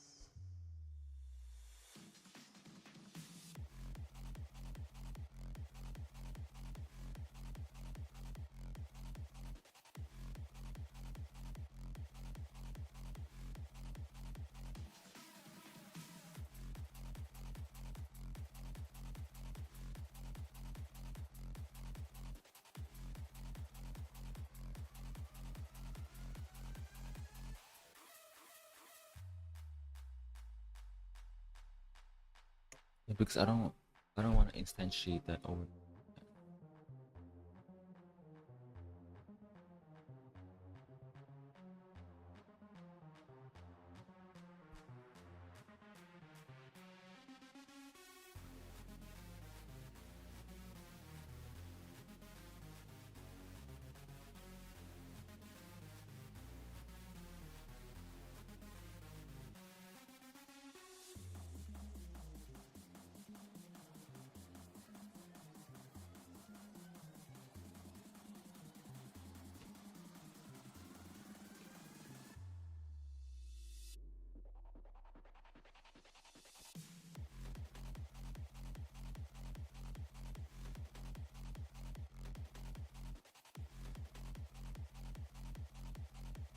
Because this one is more. It seems like this one's more complicated.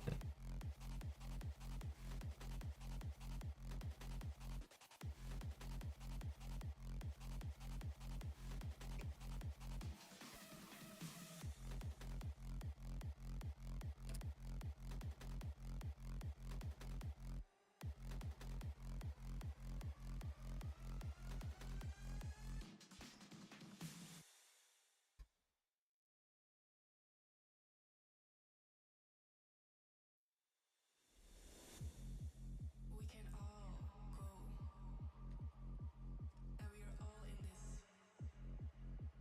Close your eyes and share our happiness. Speak from your heart. And we are all in this. Close your eyes. And share our happiness.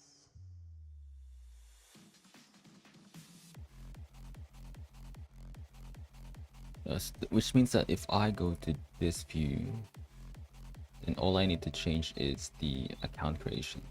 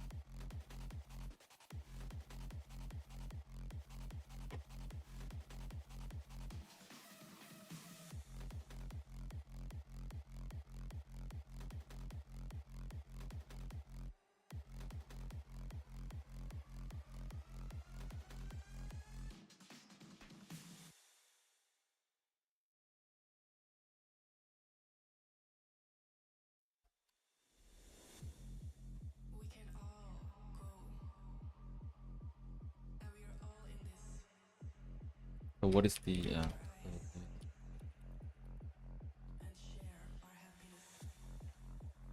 Speak from your heart, and we are all in this. Close your eyes and share our happiness.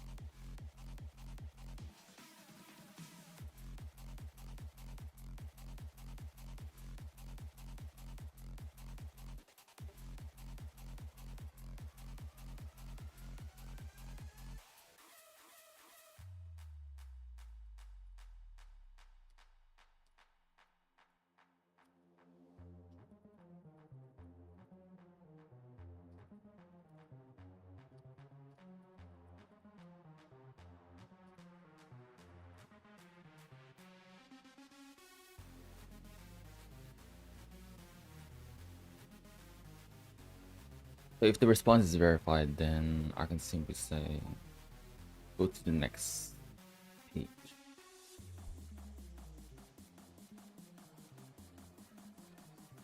No, actually no. We close it. Yeah, there. So this one is verified. Should close. Yeah.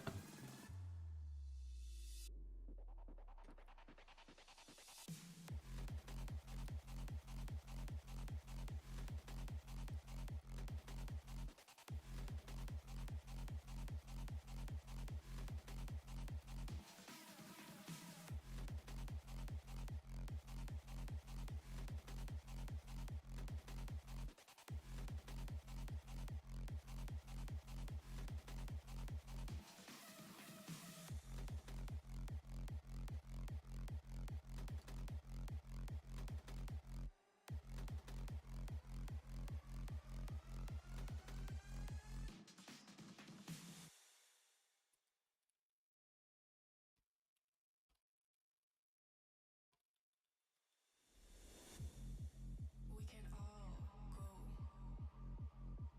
and we are all in this. Close your eyes and share our happiness. Speak from your heart, and we are all in this. Close your eyes and share our happiness.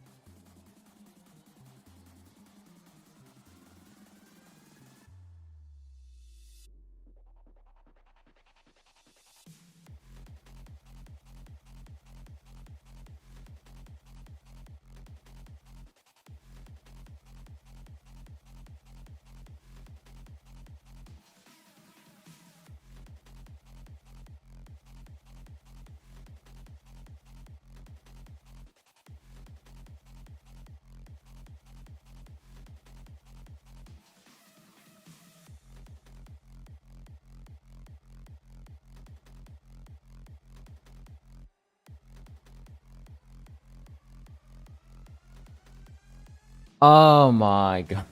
We have blocked all the requests from this device due to unusual activity. Uh, We can all go, and we are all in this. Close your eyes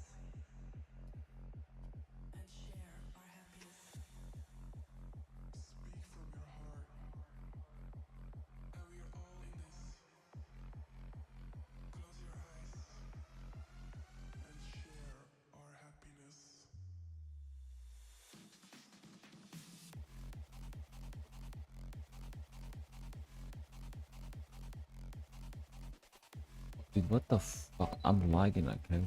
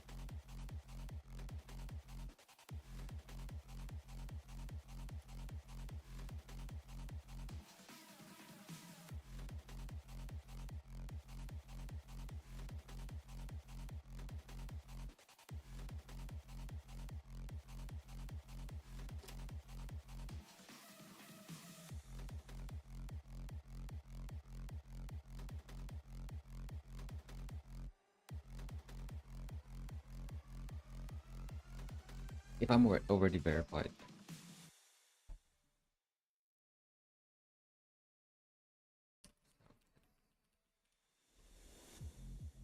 We can all go, and we are all in this. Close your eyes and share our happiness. Speak from your heart. And we are all in this. Close your eyes. And share our happiness.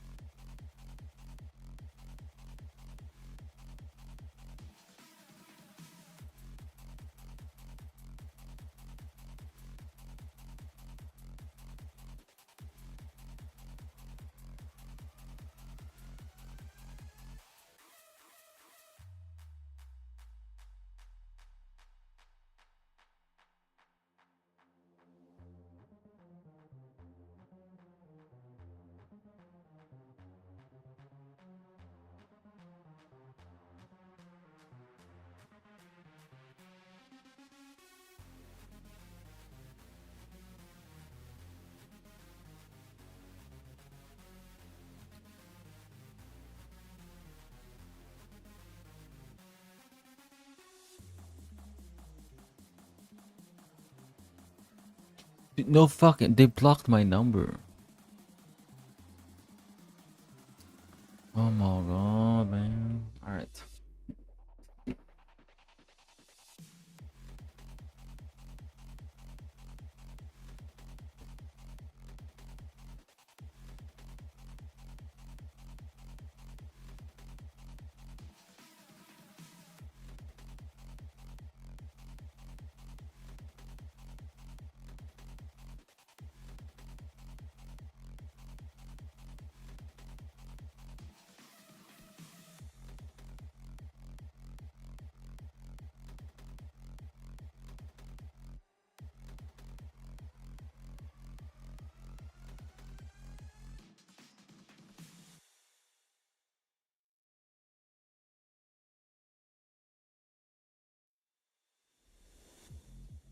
We can all go, and we are all in this. Close your eyes and share our happiness. Speak from your heart. And we are all in this. Close your eyes. And share our happiness.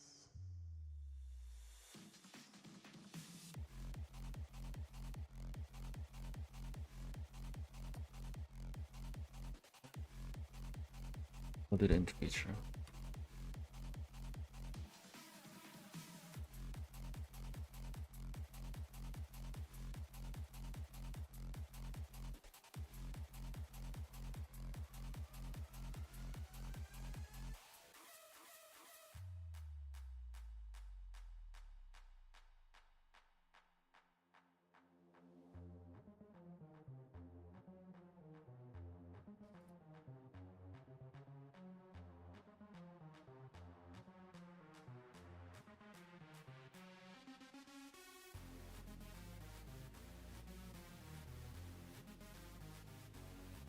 But this is capped.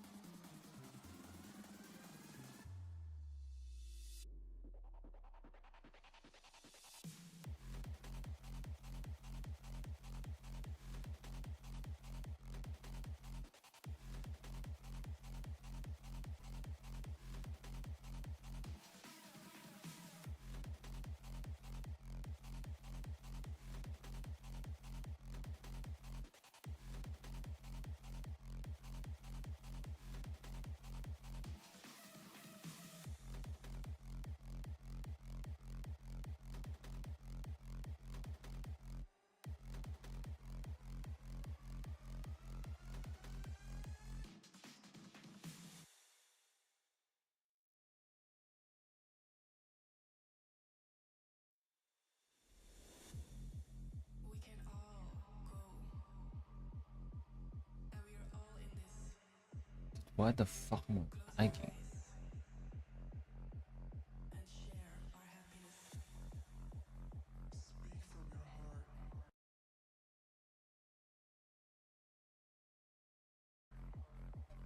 And we are all in this. Close your eyes. And share our happiness.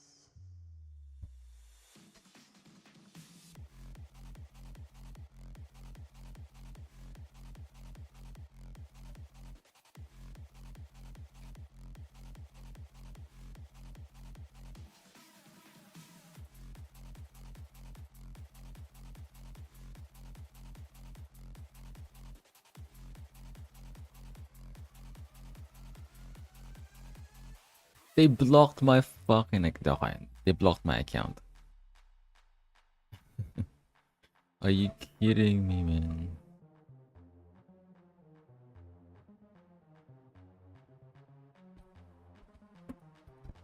Alright. Anyway.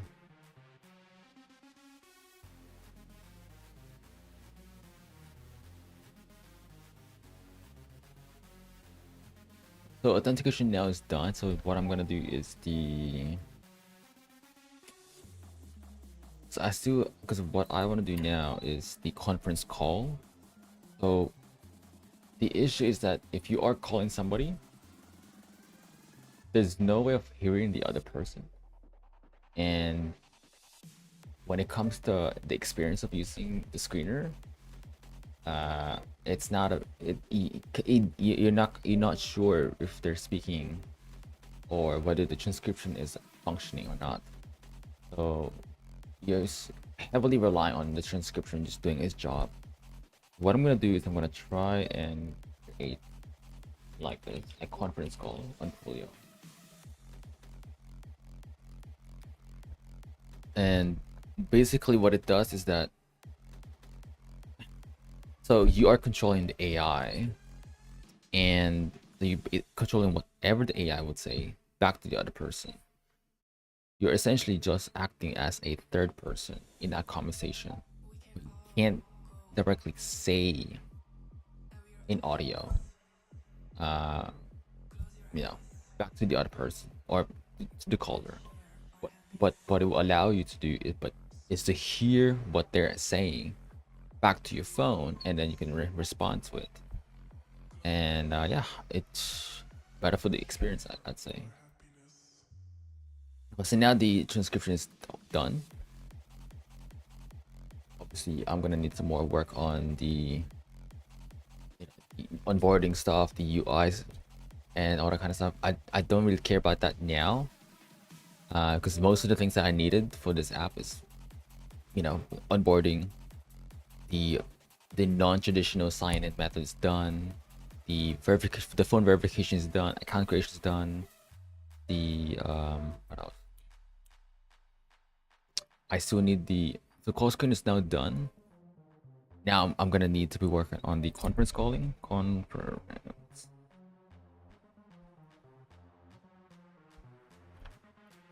What else? maybe something related with the chats, or improving the experience on making a phone call to it, because that's also one of the features of doing this. You can make a phone call and you don't have to speak directly to the other person, but you can actually just let the AI do the talking for you. The other one is adding a system for adding the auto screener. So the auto screener, the auto screener is based on the project that I did last 2 months ago, and I even made a video about it. So really, what I wanted to do is to offer two options, so that if you get a call, it first tries the manual version, so it would bring your phone, and if that thing fails, what I wanted to do is to then redirect that call to the automatic screener, so that instead of leaving them hanging, the automatic screener talks to them just like a screener, and then gets the information that they can, and then you will get the notifications back to your phone. That's really cool. So yes, auto screener.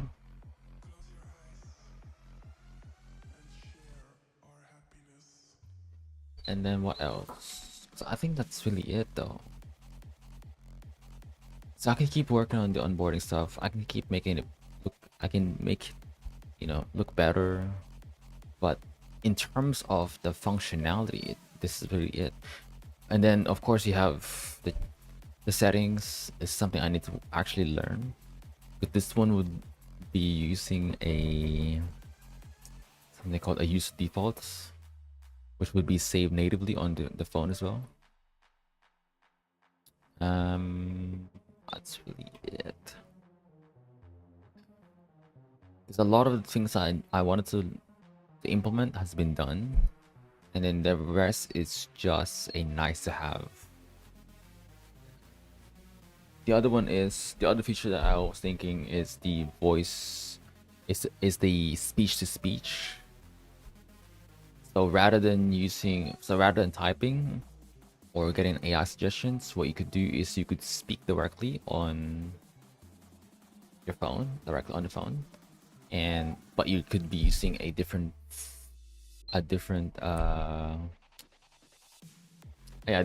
voice basically. And 11 Labs offers this, and I could literally just use the same thing. I could just apply that. Other than that, yeah, I'll get back. Maybe I'll do this first. Speech to speech.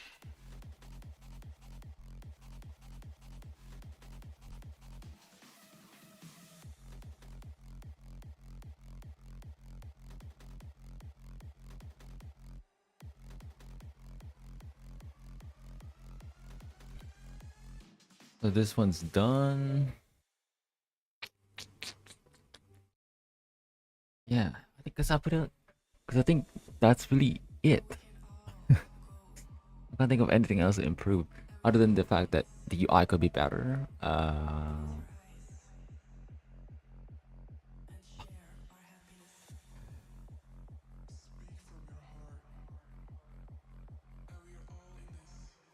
Payment stuff. How do you buy the number? Yeah.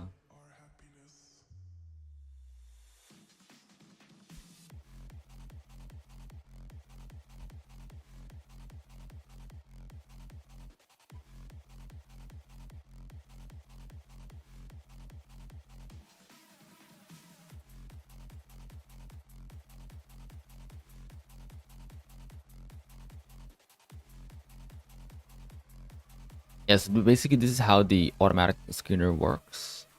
Is that once you get redirected here, it would literally just run this workflow. It would ask you several questions, and what it's gonna do is that once we get the information that we need, we could send the message to our database and then notify the user back. Or we might be able to send it directly. Because the thing what I'm worried about in the beginning is the failure. Yeah, because this would be relying on another service.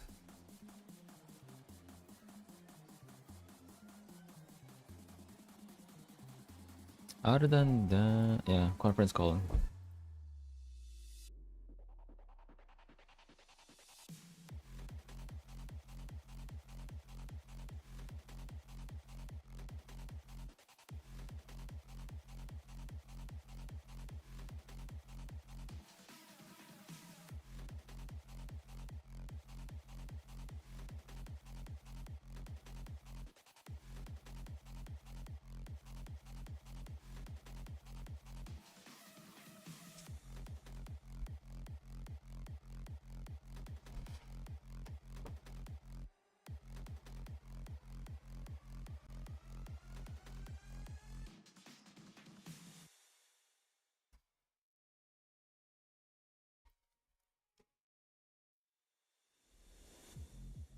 We can all go, and we are all in this. Close your eyes and share our happiness. Speak from your heart. This one is kind of done. So creating the onboarding process And share our happiness. is sort of done. I'm gonna just leave it like that for now, and then move on to the next one. So the conference calling and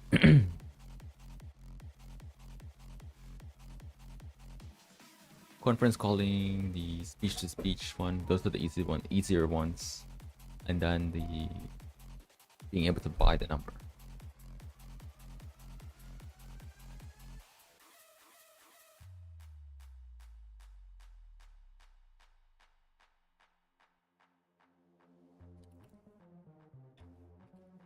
The same for conference calling. This one and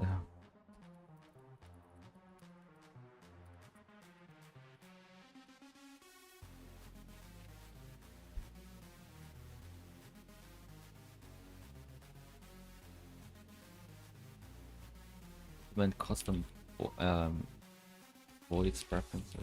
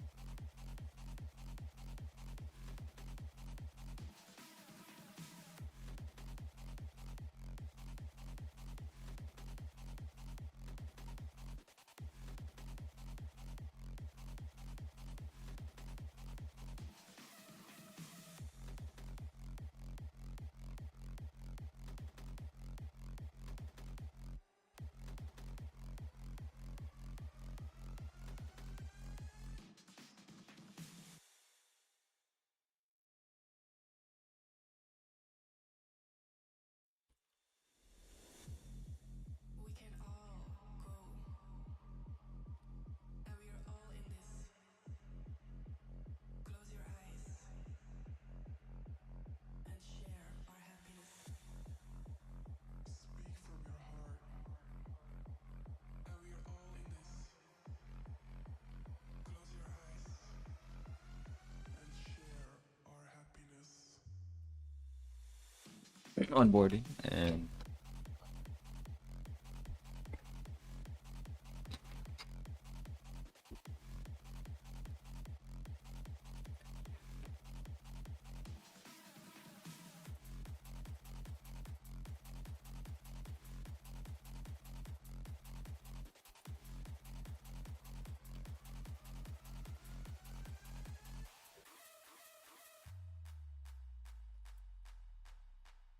what else? The comments.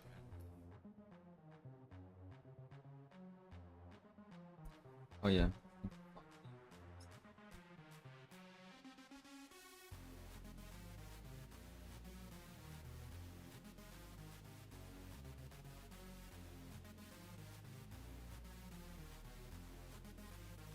the because a lot of the views that I have doesn't implement any view model, so that's what I need to work. That's what I recently learned. Is that if you're building a iOS application, that having a view model is extremely necessary for handling UI states. That's what I need to start implementing on mine. Dude, what the fuck? Why am I lagging? Holy shit.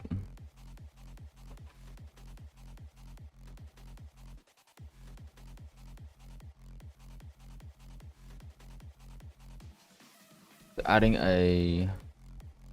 view models on on each and every one of my services.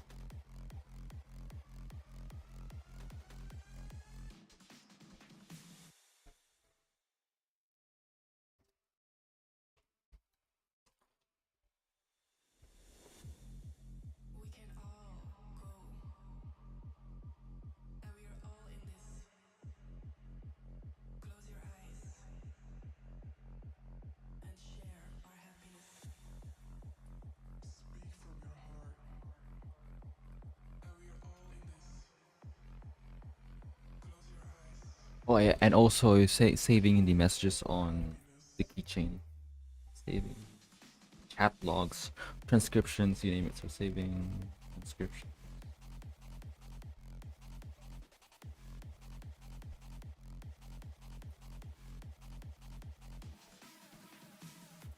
The keychain is literally it's literally any encrypted messages that you can save on your phone.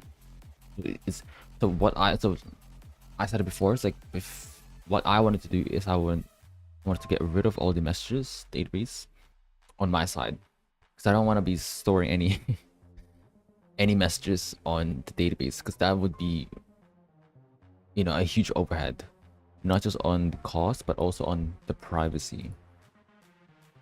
So I'd rather just give out save on the user's phone because that would just make more sense anyway.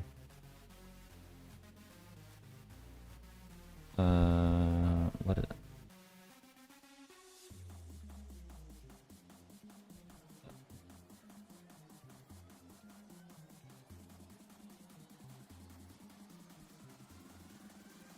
Keychain view model, open it.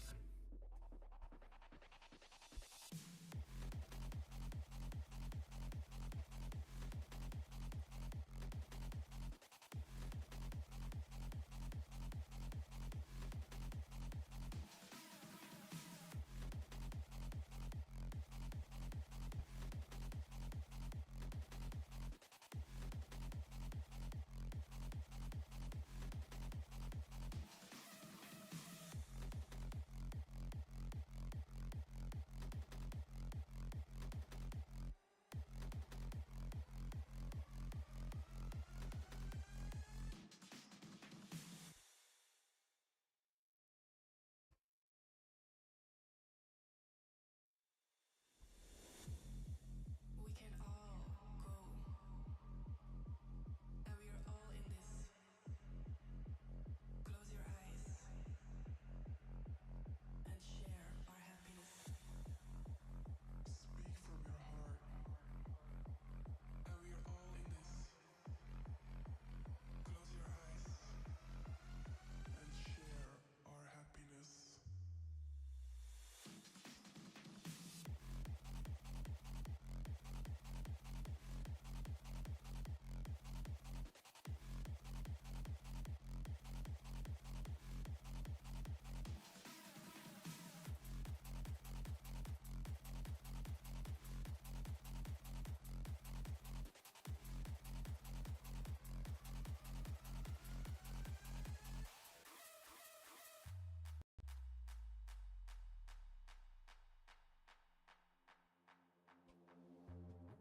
This is the main page.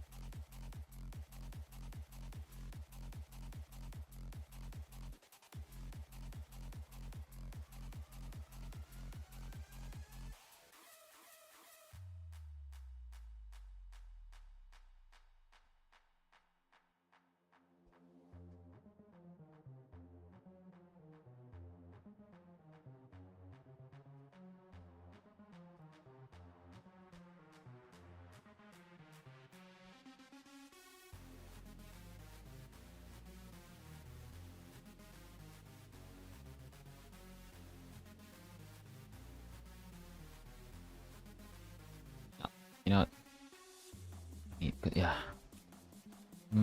Because the thing is, I need.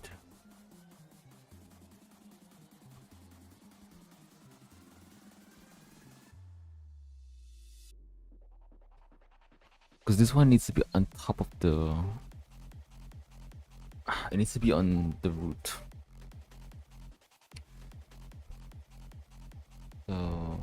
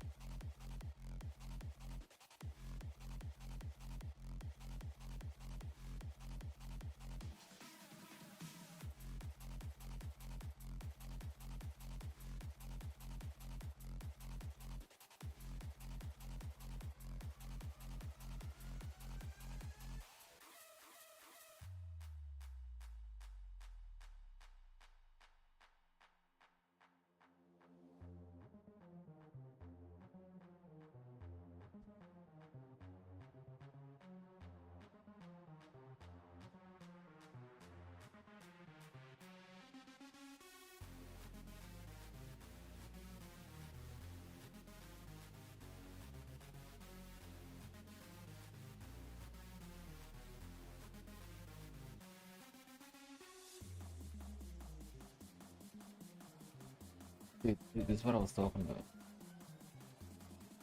Like, this is literally it. Oh, for some reason, apparently though, in the video, the soldiers didn't like it. One features an improved low light sensor to aid maneuver and positive target identification.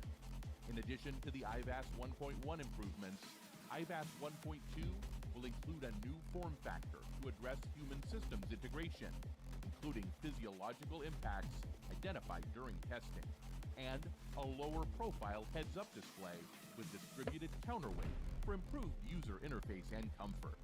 IVAS 1.2 will also include software improvements for increased reliability and reduced power demand.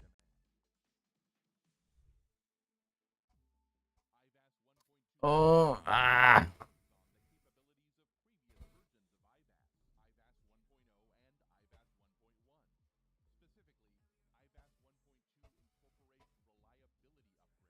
Testing 1, 2, 3.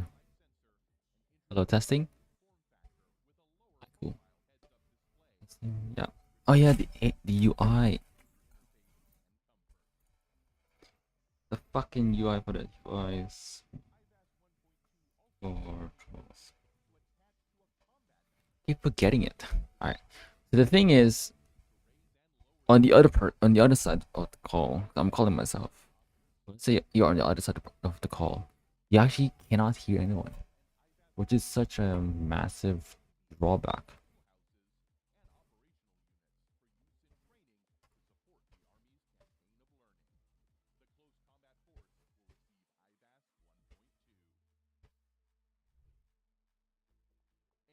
And then you can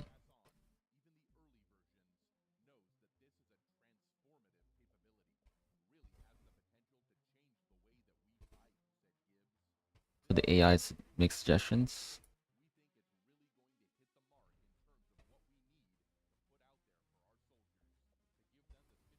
And then wrong number.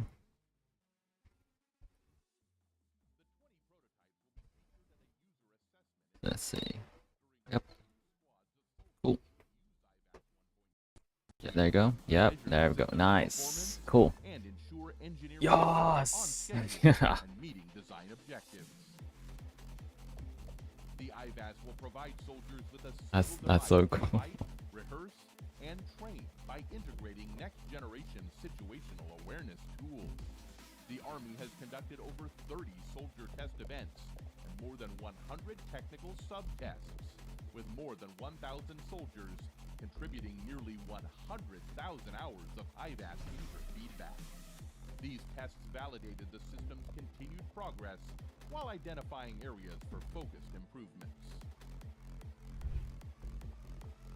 The Army will continue to work with its IVAS industry partner, Microsoft, to execute the IVAS program rapidly and innovatively. The iterative and soldier feedback-oriented developmental process for IVAS will result in fielding substantial capability several years ahead of traditional acquisition program timelines. The Army is fully committed to IVAS and its leap-ahead capability for soldiers to prevail on the battlefield. Your neck injuries are not service related. and share our happiness.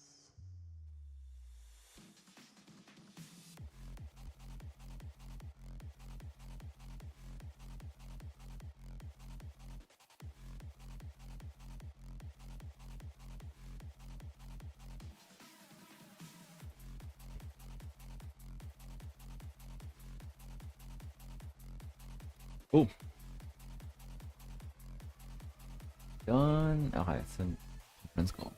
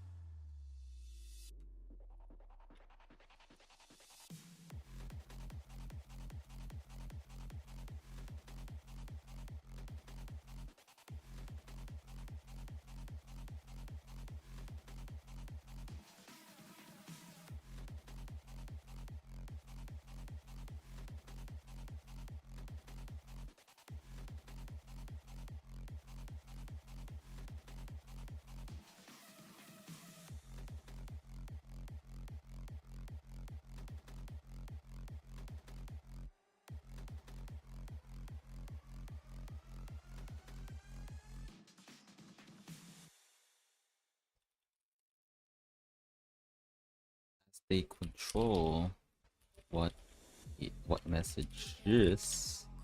No, they should be able to hear the caller in real time and the AI call screener as they control the AI. Speak from your heart. And we are all in this. Close your eyes and share our happiness.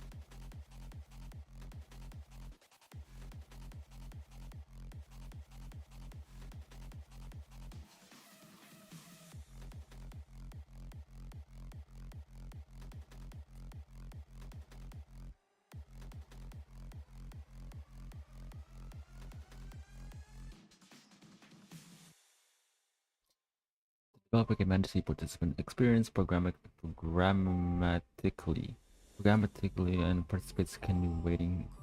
They can be waiting for the conference to start, muted, or placed on hold, or remove the conference. There's also coaching functionality so that the coach participant can talk to one participant without the other participants hearing the audio. Ooh. So they give you a lot of. They give you a ton of control. The conference is created when the first participant connects to the conference. At that time, the participant is in a waiting state and will hear the whole music. If the conference is configured with a moderator, then the conference will not start until the moderator joins, and all the participants will hear the whole music until then. If there is no moderator, the conference starts when the second participant joins. Once the conference starts, the participants will be able to hear each other if configured. The conference will be recorded for the later playback. User join at conference.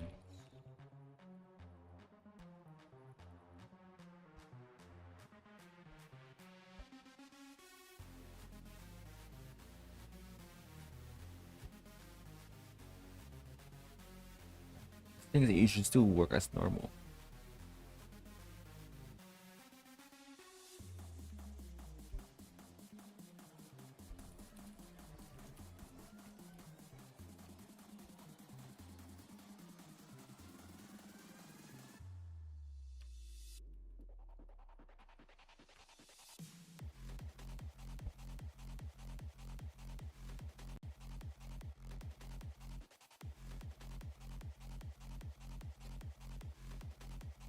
So what does that? Okay, what does that look like? So this is the caller.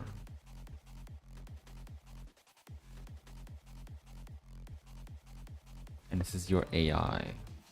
You literally just like you should be able to. This is and then this is you. Like you should be able to hear the audio from the caller and then the AI. So you're controlling the AI, but you cannot speak directly to the caller, but you're only hearing them. That's what I want. So this would make you the moderator. Speak from your heart. And we are all in this. Close your eyes and share our happiness. But one that I think people have wanted for quite some time. For those of you not from call center background, what is Whisper? API because we're adding a participant to the conference. So there's a lot you can do. It's very feature rich. So in this example, I'm going to redo my monitor example using a single post request. So in this post request, I'm going to say, right, we want to add Brahim to the existing conference. Mute equals true. Chile places a call to Brahim. Brahim answers, and we just put him in the conference on mute. And that was it. One post request, and he's in and listening. So now, to give us a demo on using that, I'll hand over to Jessica. Hopefully yours gets better than mine. All right, can everyone hear me all right? Okay, I'm not super loud though. Okay, good. All right, so I am going to do a demo today of that, one post request to put someone in the conference. So I'm actually going to do warm transfer in every single leg of the call flow is going to be done with REST API requests. There's actually going to be no TWIML involved whatsoever. Everything is going to be REST API with this new agent conference feature. But I'm also going to announce something else with that API. It's a new parameter. It's the early media parameter, and I would love to do a survey of the room and see how many of you guys know what early media is. So we have just a handful of people. So what early media is in the context of a conference call is, let's say I make that post request to the participant's endpoint to put someone into the conference. Before, you might not, if you were putting someone into a conference, you're not necessarily going to know what the status of the call is. The early media parameter actually allows you to hear things like ringing, a busy signal, disconnected message. It just gives you more insight into the status of the call before it actually connects. And so if I'm an agent, it's a better user experience for me to know what's going on with the call. And then I can make some decision to maybe end the call if it goes to voicemail or just take any action I want. But we just wanted to make it known to that agent what's going on that call, and so they can make a choice. And it's as easy as just setting early media to true. That's it. I'm not going to get into the specifics of how difficult it was before to actually accomplish this without this parameter, but it definitely was a lot harder than that, and so now it's elegant, it's fast. Another thing about this, and we're going to dial out to our customer. And can everybody hear? Okay, there we go. That's our early media. So now we actually can hear, hey, this is a legitimate number, that's not disconnected. We're not getting a busy signal. So our customer can go ahead and answer. All right, and so at this point, I would chat with my customer, find out a little bit about what she's looking for. Is there a product that she's interested in? Maybe she's interested in video. And that's a pretty specialized product, and I might want to actually transfer that to a specialist. And so what I can do with another click of a button is just go ahead and dial out to that video specialist. And I'm also actually going to use the hold API. And so I'm going to just make another request and put her on hold. I don't know if people will be able to really hear that, but I'm sure she's grooving to that awesome hold music right now. All right, and so if Video I go ahead specialist and... Video specialist here. Oh, okay, sorry, I couldn't hear him over there. He's being silly. All right, so I'm gonna go ahead and drop myself out of that conference. And then I'm gonna let my specialist over there take over, and that's pretty much it. Every single leg of the call. All of these calls are all, it's all using the REST API, so much faster, no TWIML, requests and responses. It's very, very easy to implement. I built this out, pretty much got most of it done in one night. So I'm sure you talented people out there could probably get a proof of concept up pretty quickly, and I hope that you do. I'm gonna hand it back over to Dave now. Thank you. All right, one last thing to announce. That is Whisper.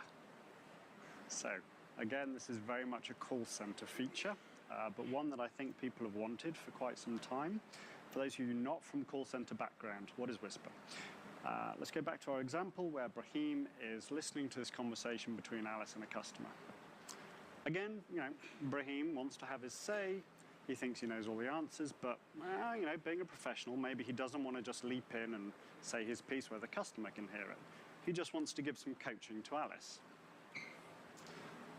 So we do that. First, we'll make a post to the calls endpoint for Brahim's call SID, because we actually need to serve him, in this example, new Twimmel. Twilio comes back with 200 OK. Got a webhook from Twilio, and we serve Twimmel, dial conference Twimmel like before, specifying the conference, but now on the conference noun, we have this whisper parameter. If you specify the whisper parameter and give a call SID, that is the call to whom Brahim will whisper. And so Twilio connects Brahim's audio to only Alice, not to the rest of the conference. Okay, now we're going to try and demo this. I'm going to do this a little differently this time. So what I would like is, I'm going to restart that. Can I maybe get like 4 or 5 people willing to come and stand on the stage? Maybe? Yeah, come on. Come on, we need a few more. Just don't be super shy. I'm going to dial in because, like I said, that's the one bug. Okay, that's probably sufficient. Thank you. Yeah, come up on stage. Okay, so I have joined this. Oh, and I can now reveal the whisper button. Right, so I've got hold music. Right, so if you could all dial into the conference, I'm hoping that this is sufficiently small enough group. Sorry, I should have said that, but hoping this is a sufficiently small enough group of people that we won't kill my demo.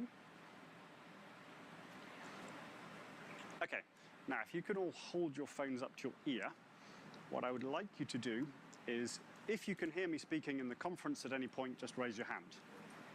Okay, so you can hear me in the conference call? Okay, awesome. Right, now I am going to try, see if this works. I would like to whisper to this person. Okay, so again, hold up your hands if you can hear me in the conference call. Okay, sir, can I ask you to approach the mic on the... Okay, and now I just that's want you so to repeat cool. after me. So listen to the conference. Again, the rest of you, hold up your hands if you can hear me. So, that's it for our whisper demo. Yep. I'm hearing you twice. I'm gonna listen. Go ahead. And that's it for our whisper demo. For our whisper demo, This is probably the best conference call best conference call you've ever seen. you've ever seen. So we hope you go and enjoy Bash. So we hope you will go and enjoy Bash, Get home safely, get home safely, and now take a bow. and I will take a bow.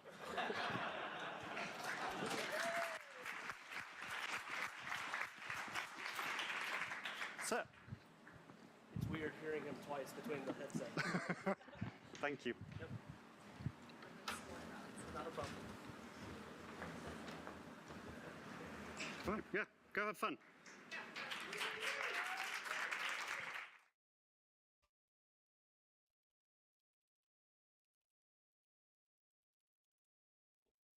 I'll just leave it like this, and then I'm gonna display.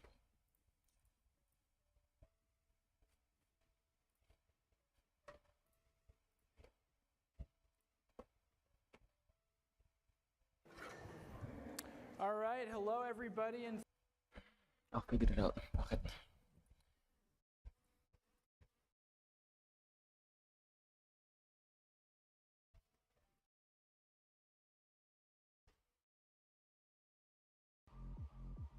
And we are all in this.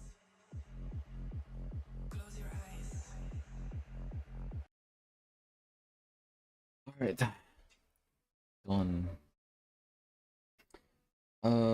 What do I need? I need to check if the the onboarding flow works.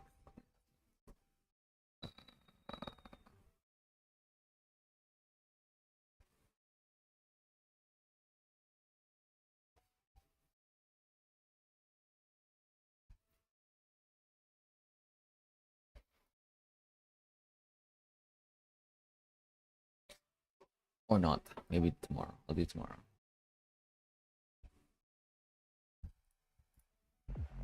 And share our happiness. Speak from your heart. And we are all in this. Close your eyes and share our happiness.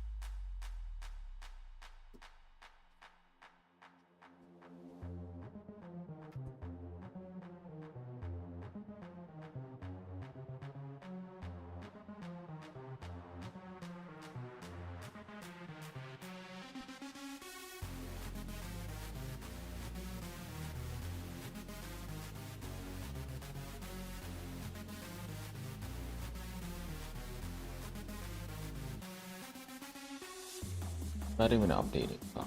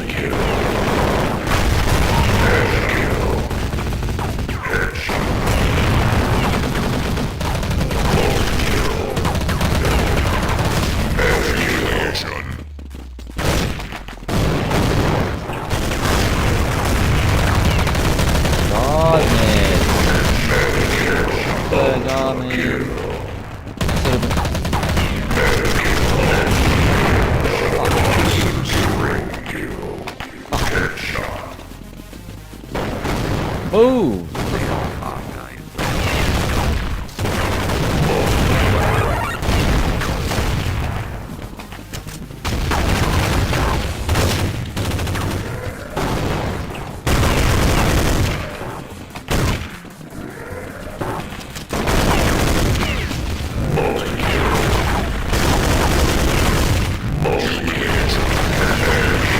Dude, what the fuck?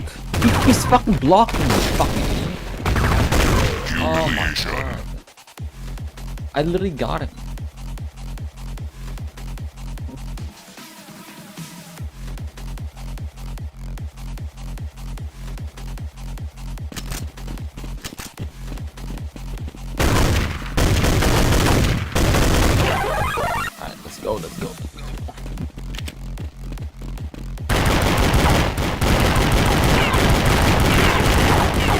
fucking bitch.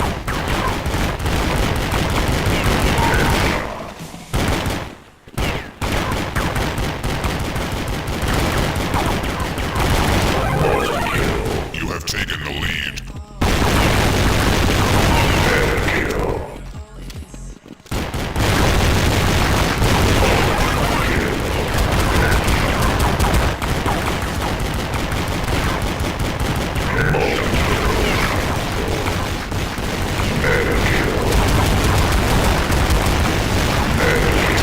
They're blocking! What the fuck are they doing here? Move, you fuck!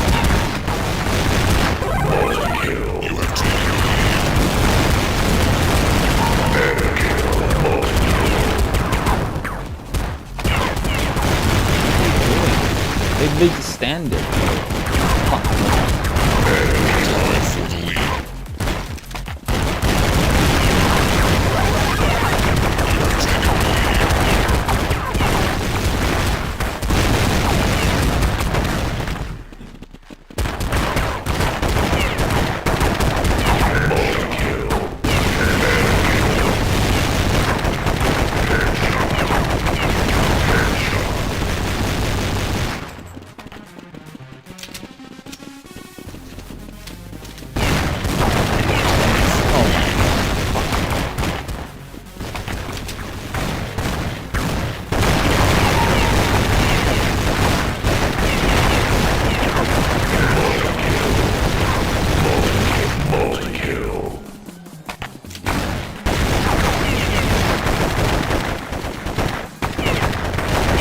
Dude, what the fuck? Why is there? Why do I? There's like a rubber band between them. I can't move because you keep going back to the fucking bitch.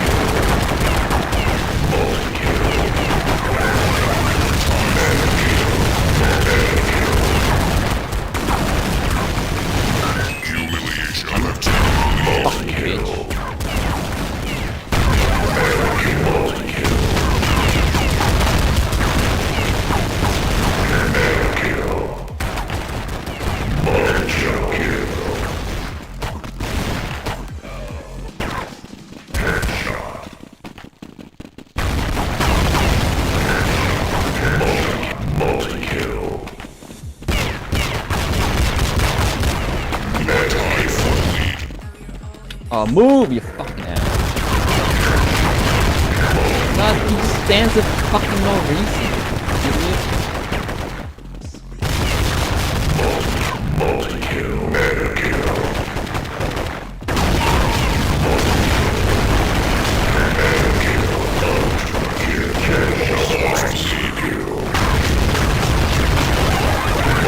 You're tied for the lead.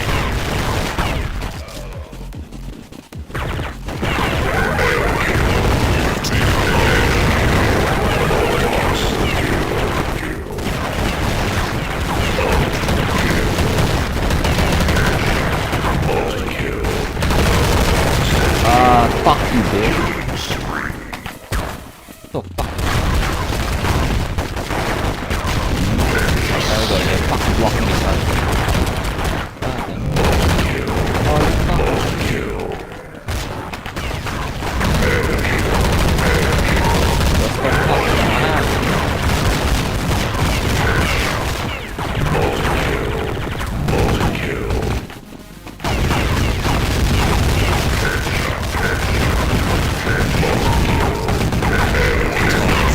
How did he get me? Oh my god. I literally got him.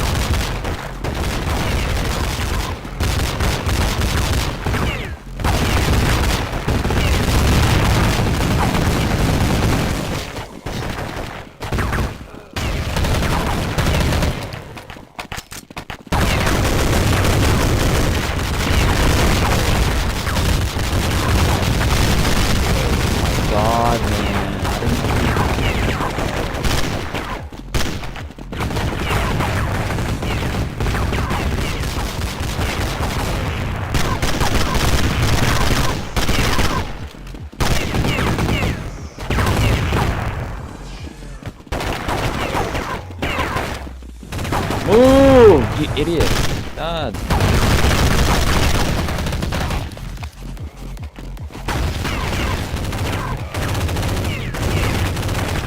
The worst one is they block you.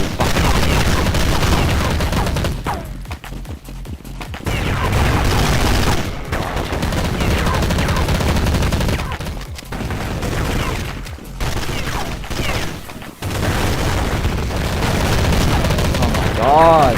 How did we do this?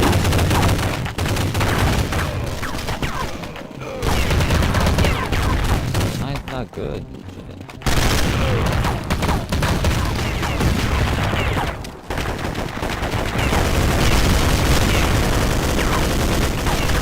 Move! What are you doing? God. Don't fucking stop moving, idiot.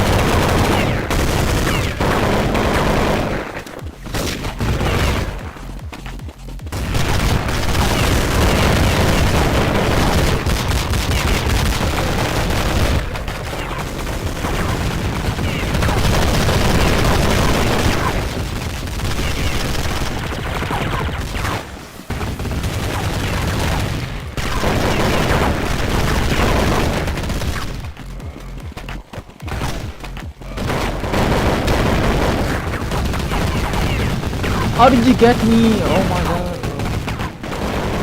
That's fucking cool. We can all go. And we are all in this. God damn. Close your eyes. No, cause I was lagging. Share our happiness.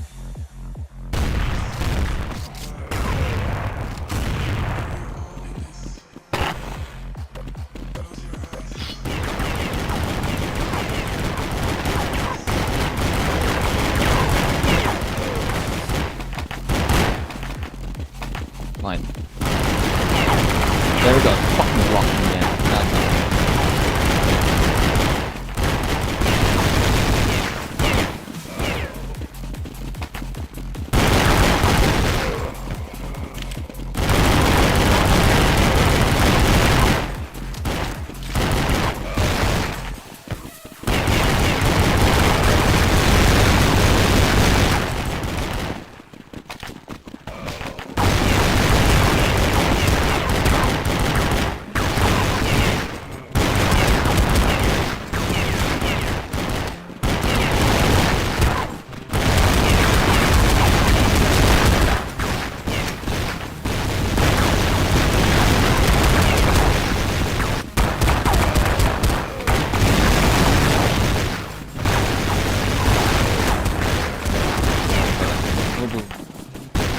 We could literally just keep going.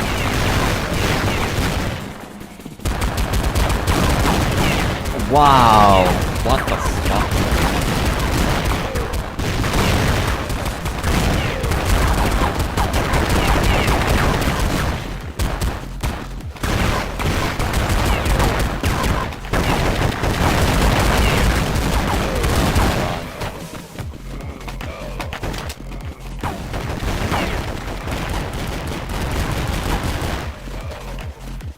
Go.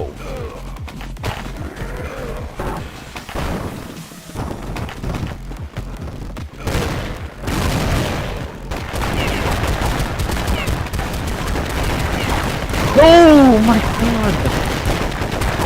Fucking bitch.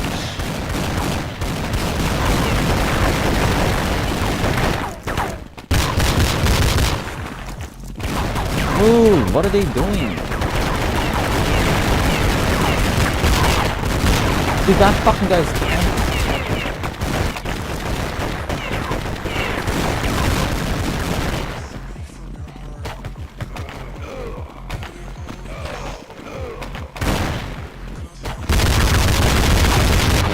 Wow, that is bullshit.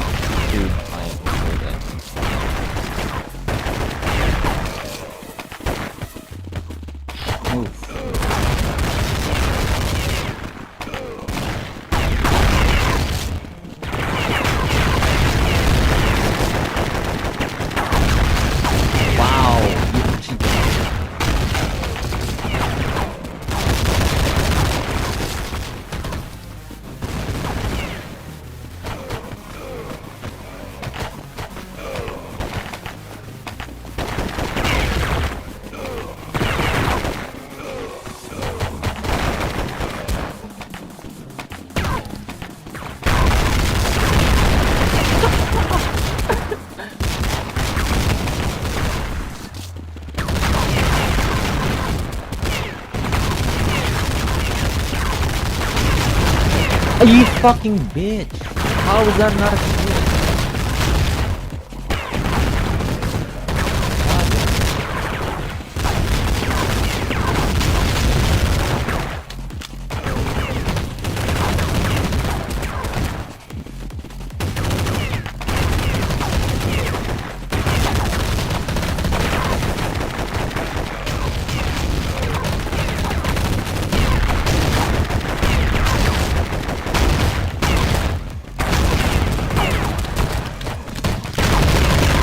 My goodness.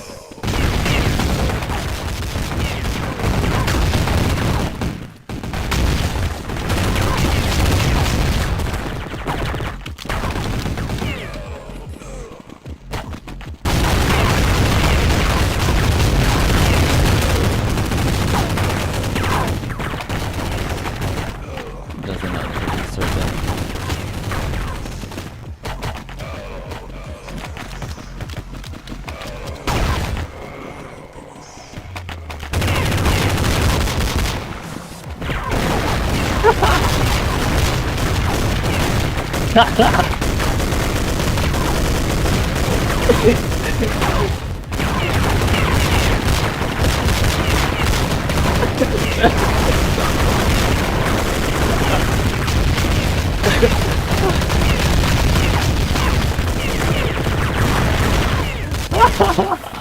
Oh my god. Tough mode.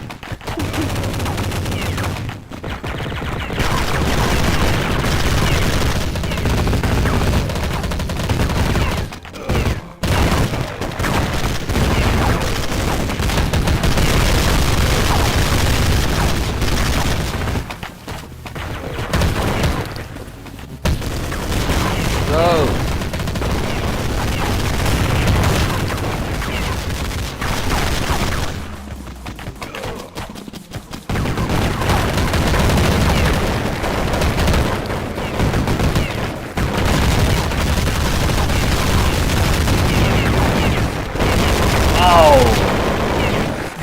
Dude, we keep blocking each other, that's why it's so hard to get.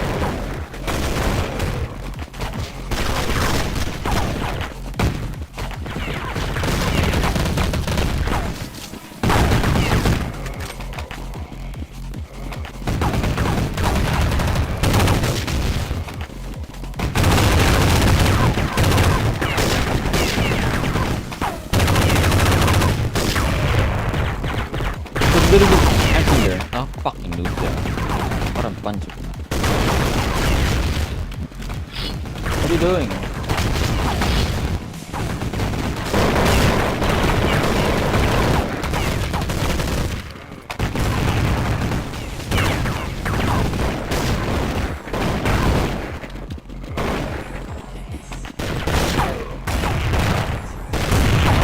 How is that a miss?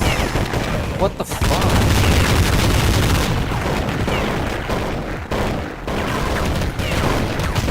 Dude, behind!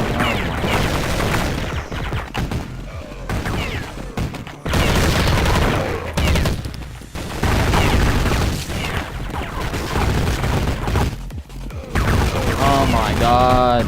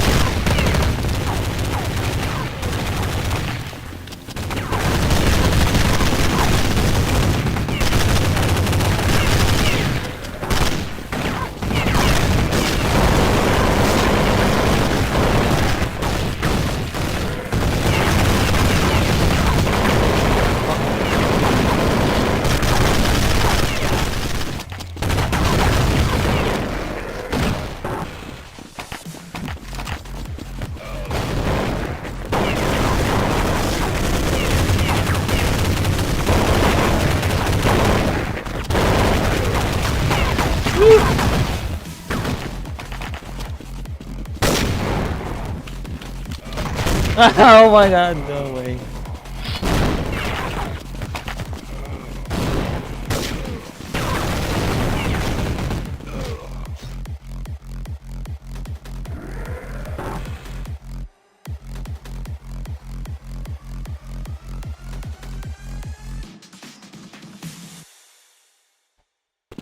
I could literally just keep playing.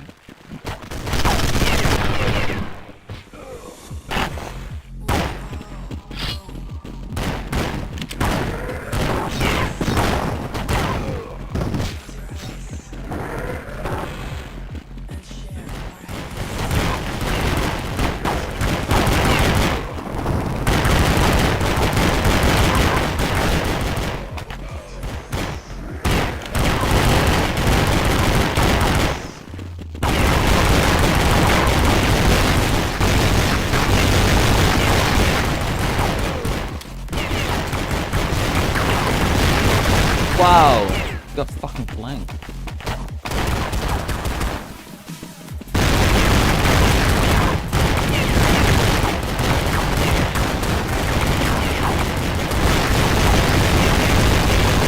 Fucking move! What is he doing?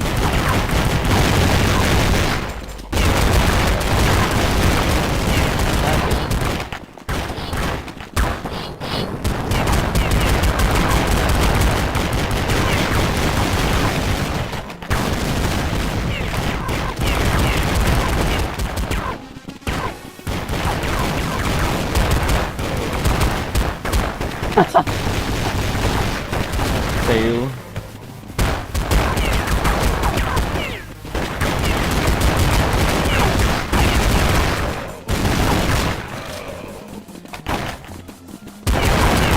Whoa! Again, I'm stuck.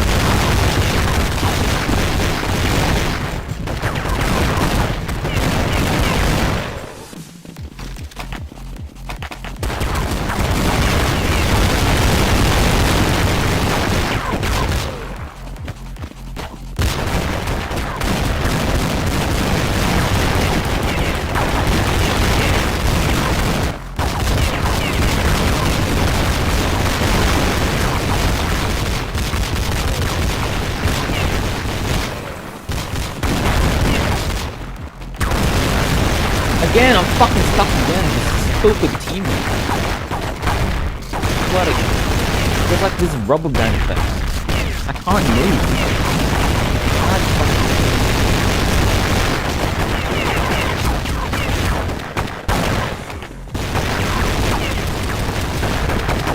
Again, it's fucking big.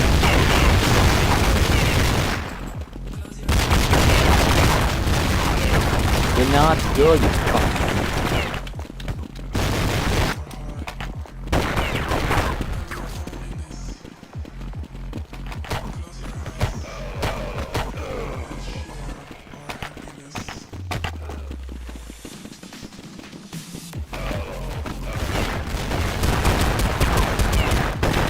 Oh my god.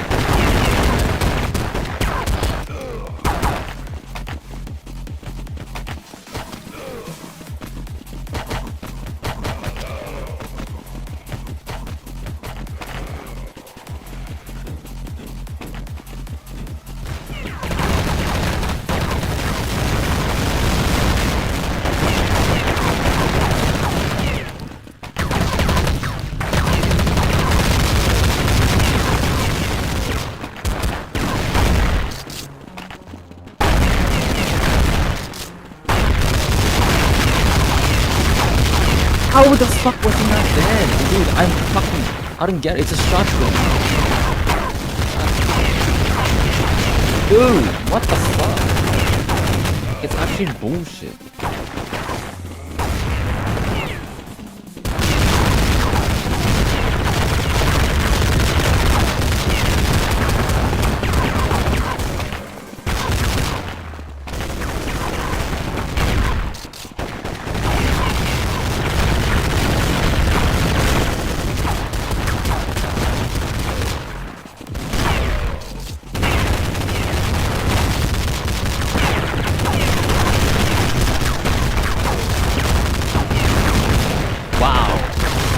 Really?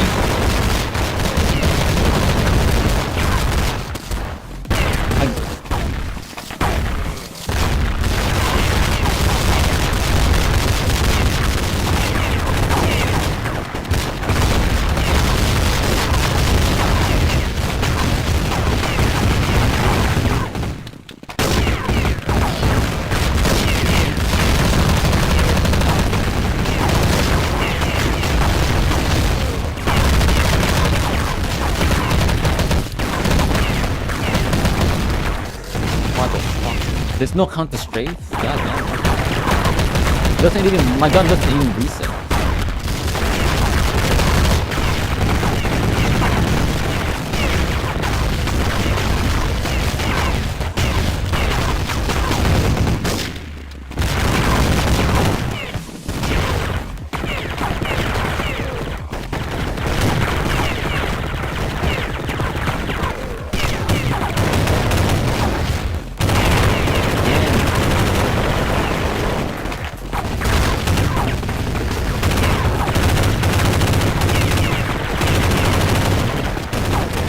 Holy shit, there's something.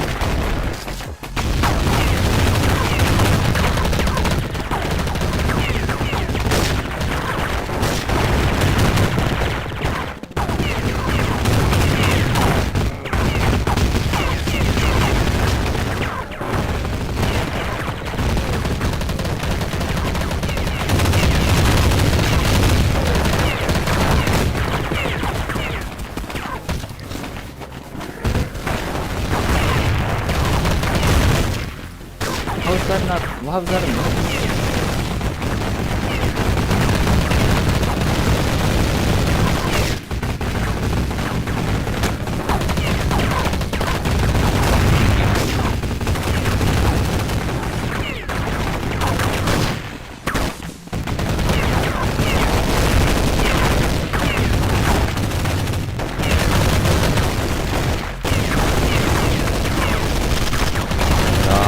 Dude, I'm getting shot from fucking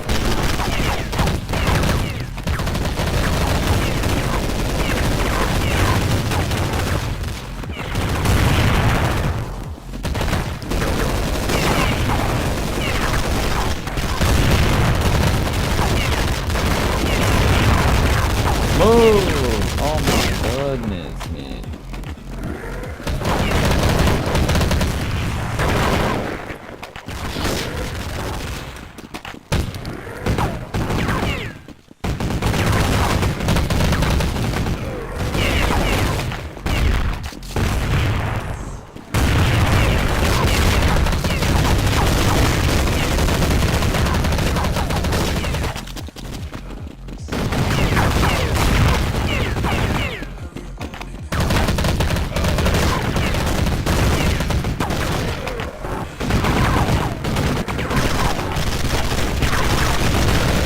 Fuck.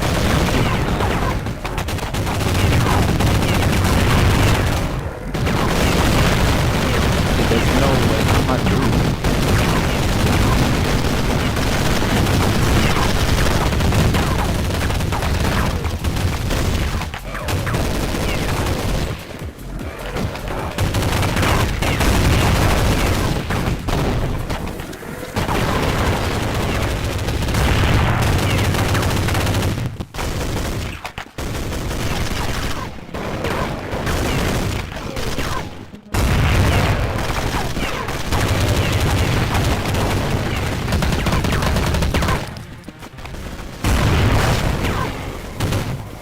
Wow. He still got me? That's fucking bullshit. This game is actually bullshit.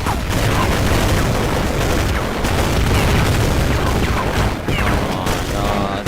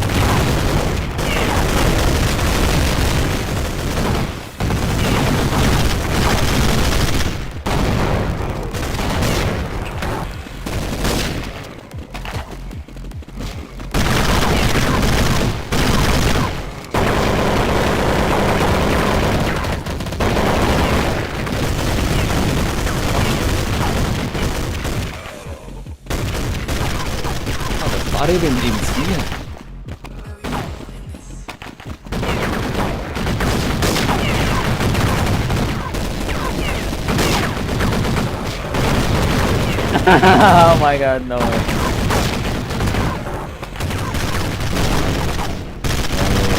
I swear to god. Dude, the sequel. 38 deaths.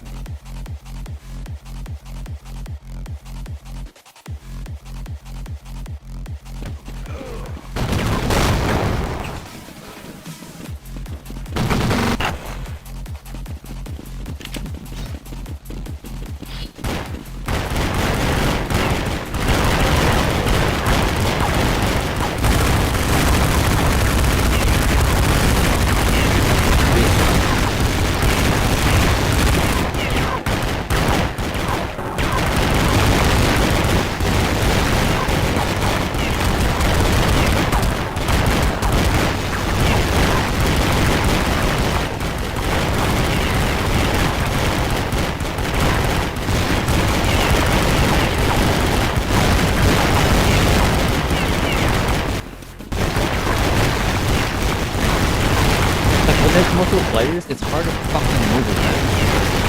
Your body just keeps bouncing back.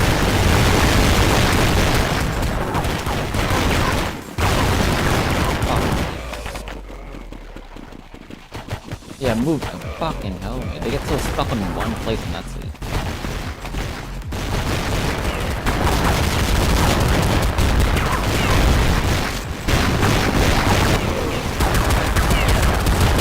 What the fuck?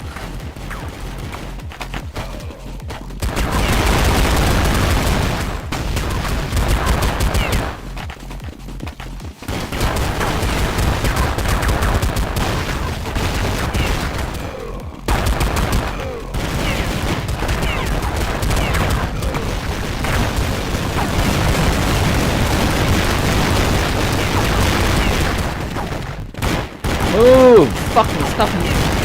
God damn it.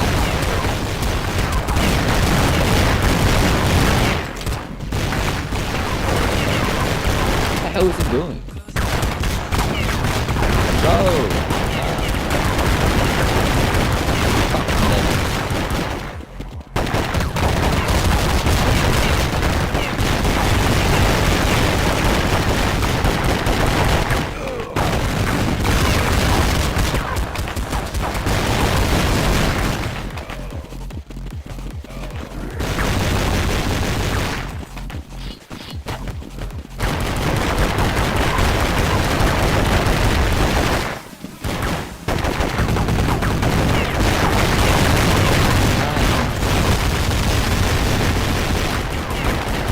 Not that good. They keep getting fucking one.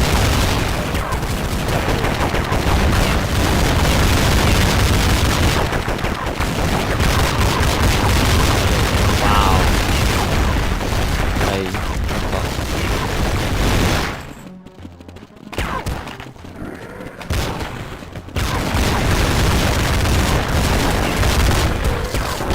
Move, see this fucking bitch. God damn it. Where I go, they also fuck me. Move! What the fuck is he doing? Idiot.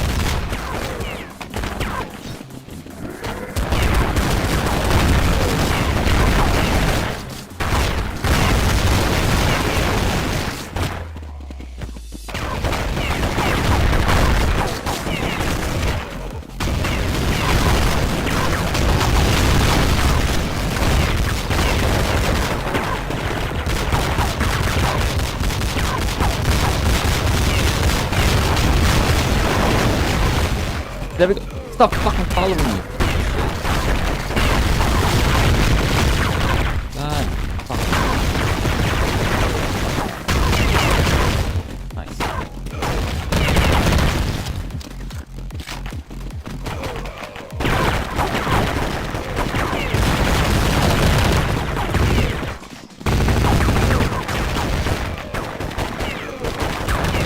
I'm dead. I'm dead.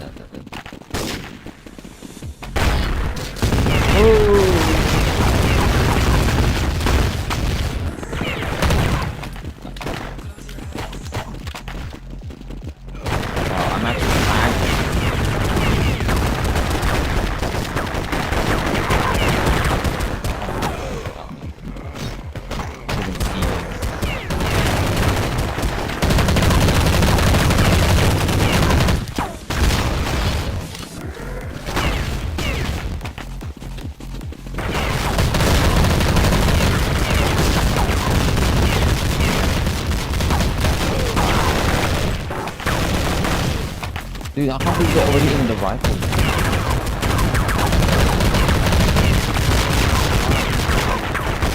These people spend their entire day.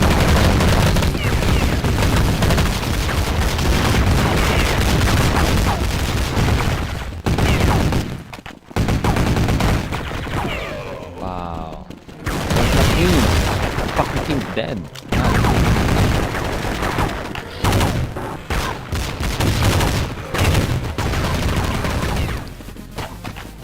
Sides, left side.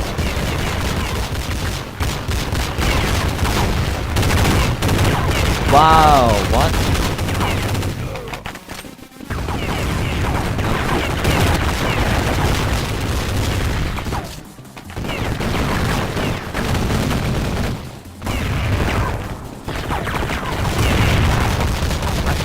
Hard to quick scope.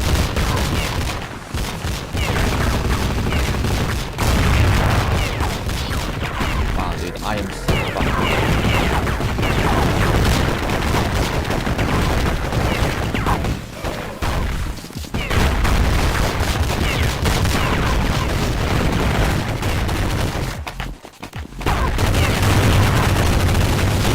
Even with the fucking scope, there's like 10 seconds to live. Goddamn.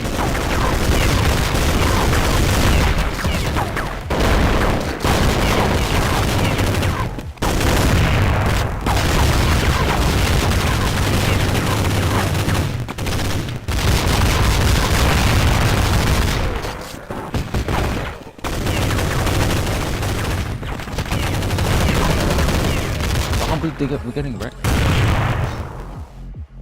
Close your eyes and share our happiness. Really wild. Speak from your heart. And we are all in this. Close your eyes.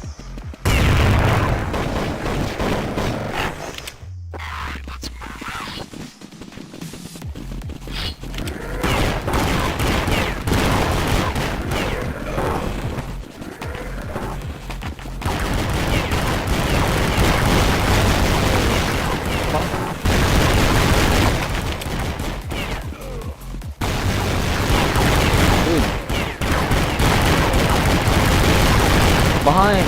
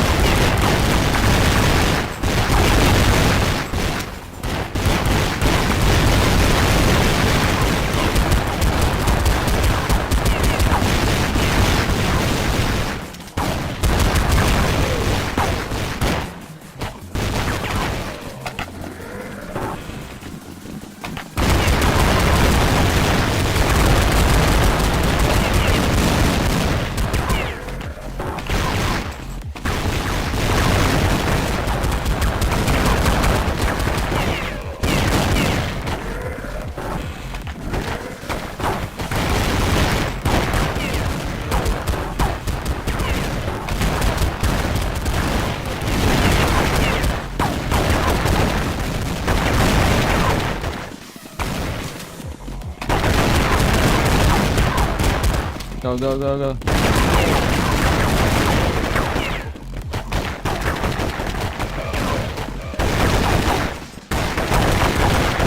The fuck was that?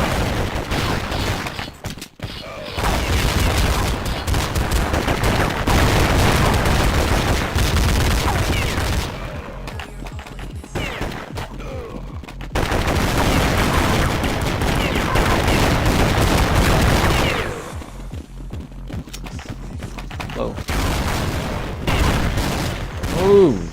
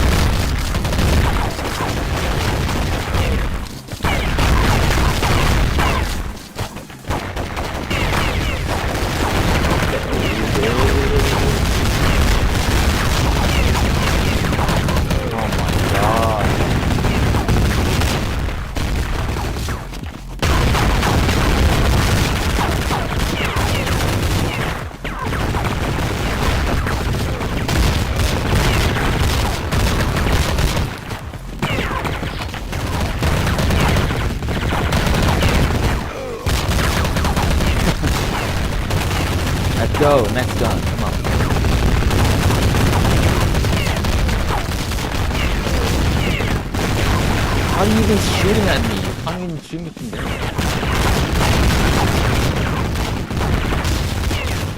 They got a fucking crossfire.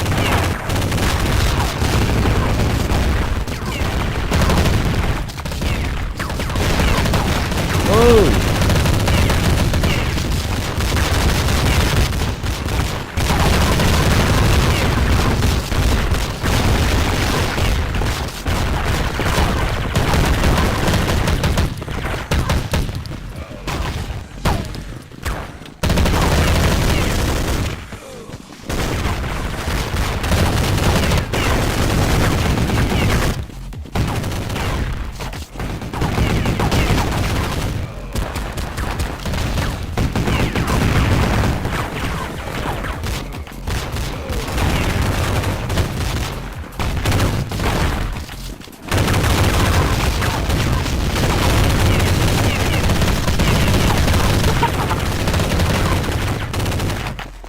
On the side, left side. We're dead here.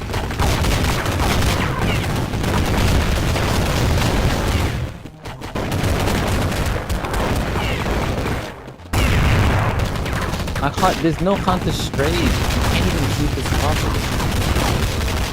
Dude, what the fuck's he doing? He's jumping around fucking nowhere.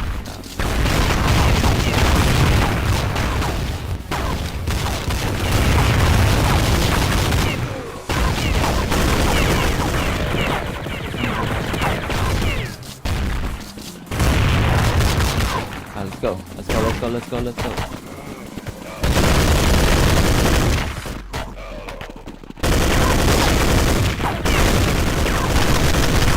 Oh, fucking bitch.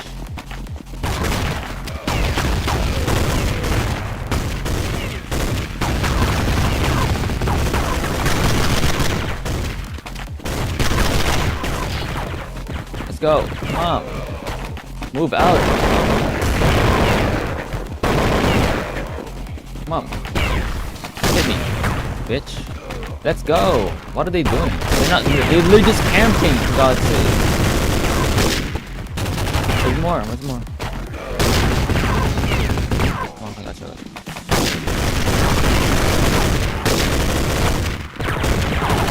Fuck you, camp, bitch, bro.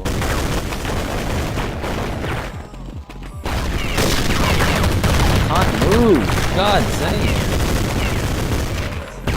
They keep blocking the same fucking door.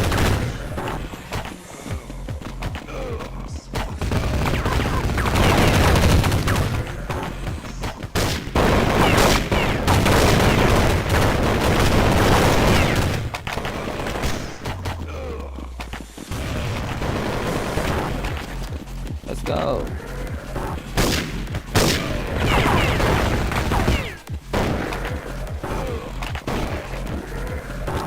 Wow. Okay, we just lost so much really.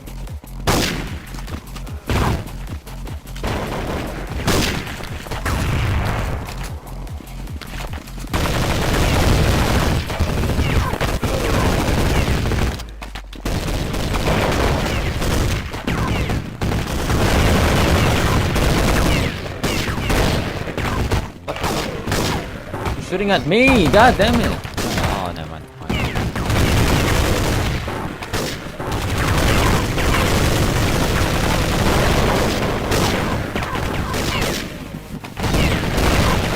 I didn't see him.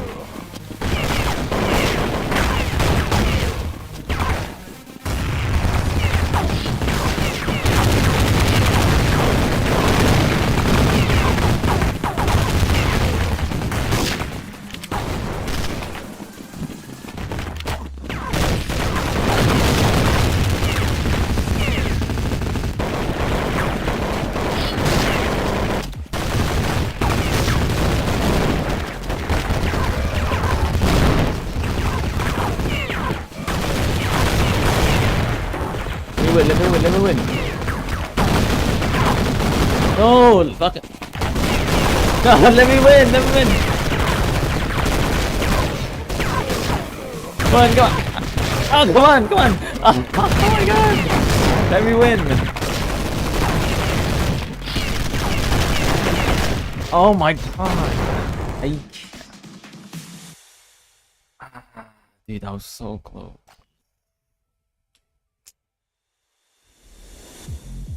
We can all go.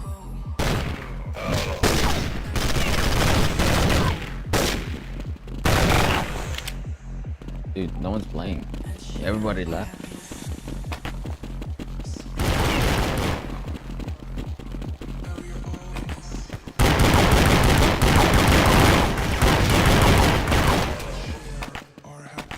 Mine. I know.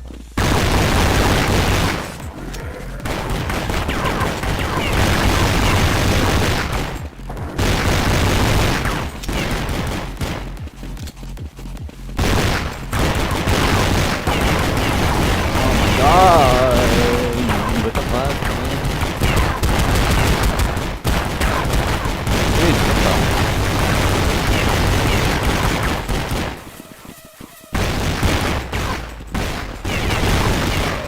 Are you?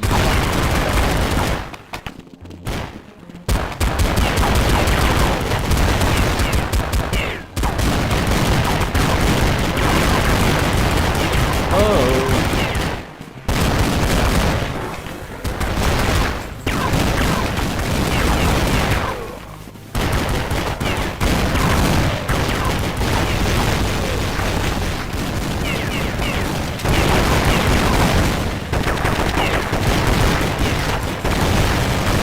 Can't move.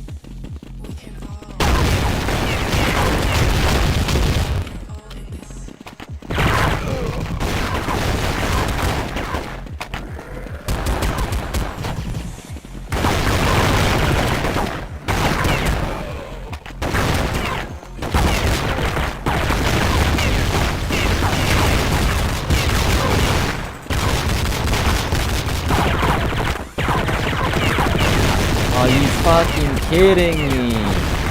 Oh my god.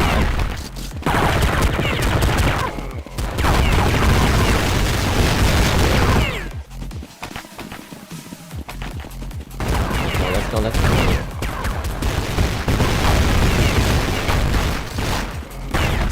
One side.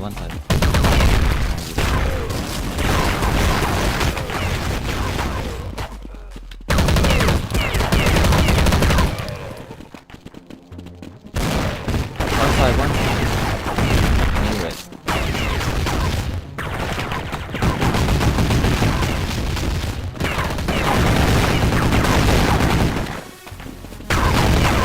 Come on, move! Get up for no fucking reason.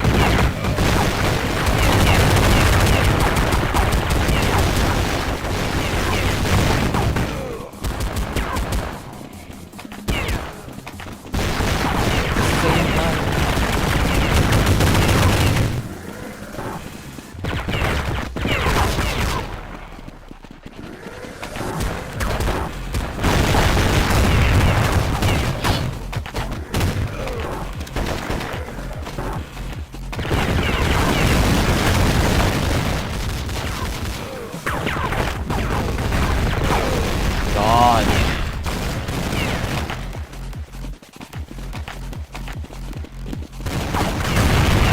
What? There's no way.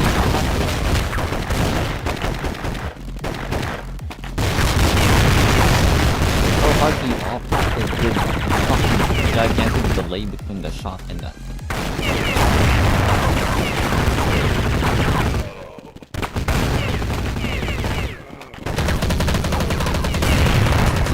can't even count this straight.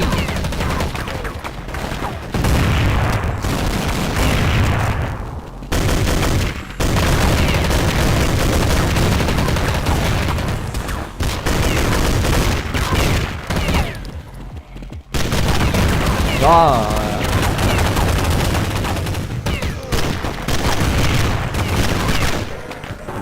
One line.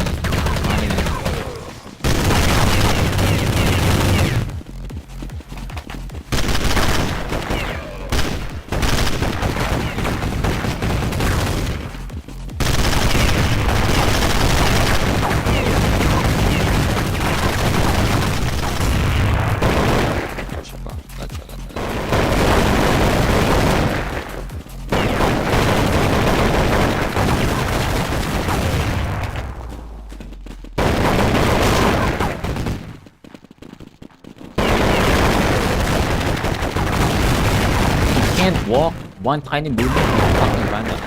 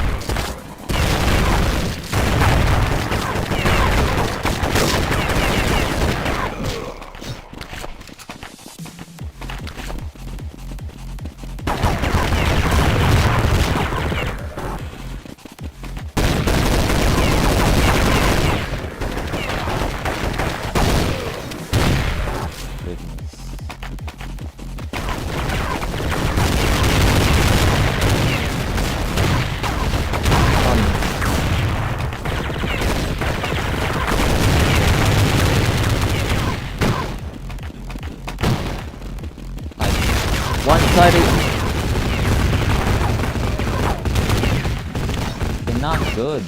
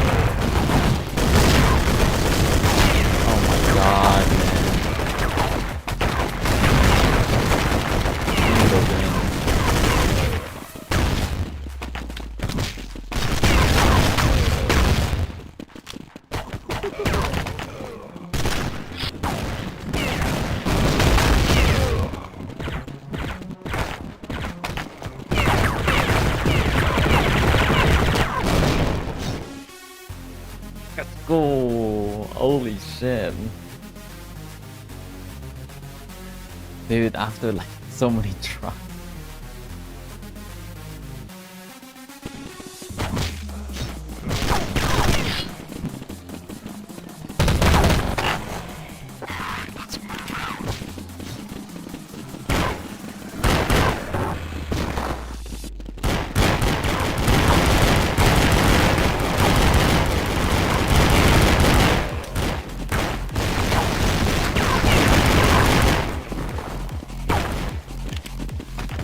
One HP.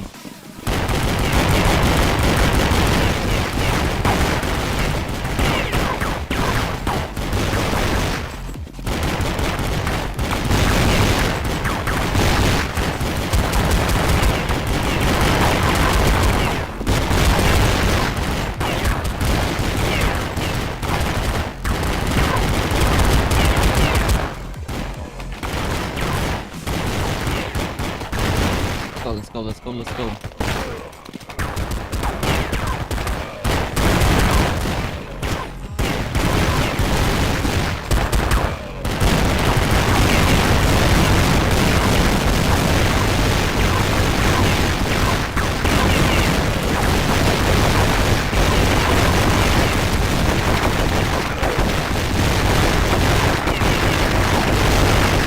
Oh my god! Come on, let's go.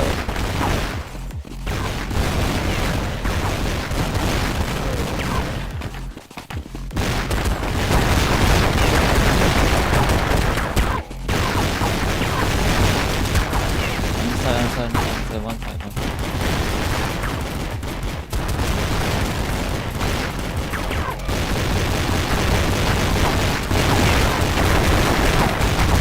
The cam off.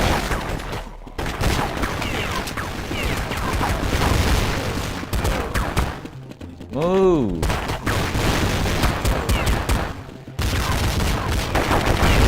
Wow, they actually camped. Idiot.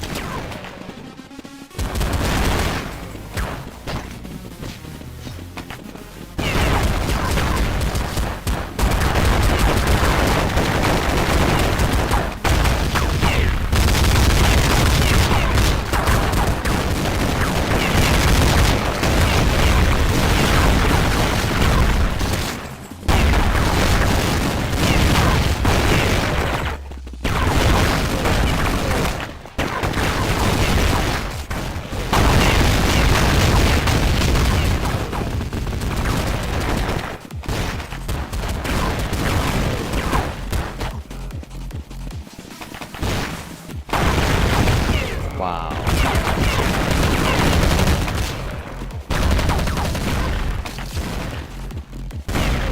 Oh, one behind me. I can't move.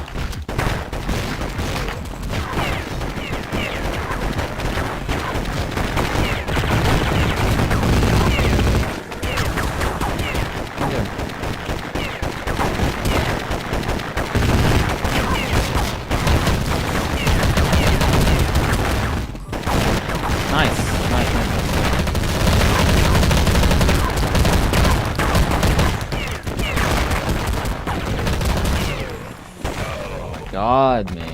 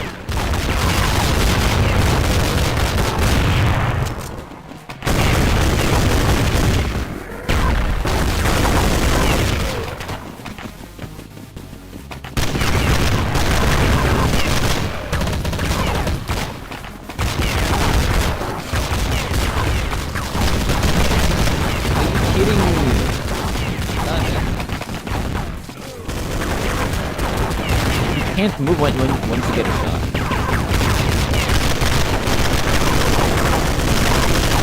Wow.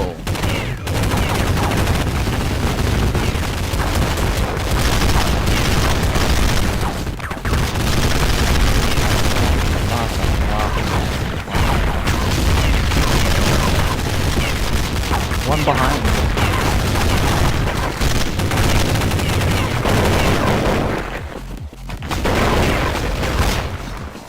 We gotta win, we gotta win.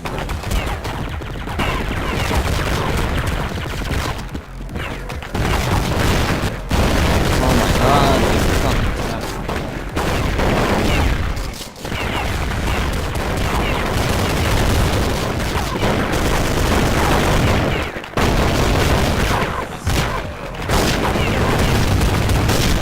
Nice.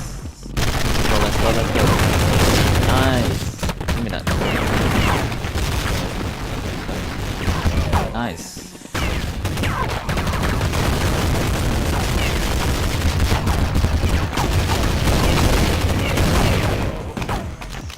What a shitty skin, dude. What the fuck is that skin? What's that? Anime character?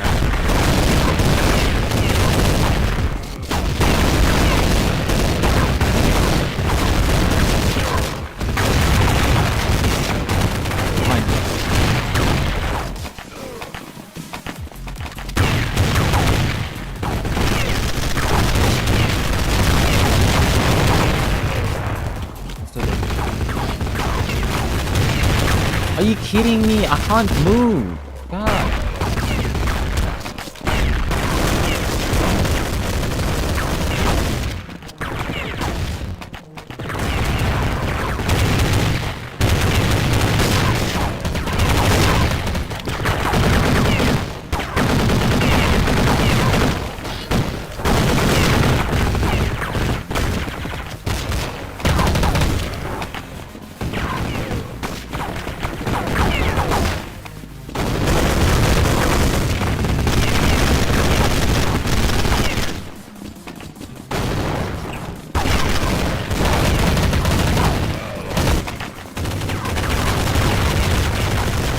From there? What?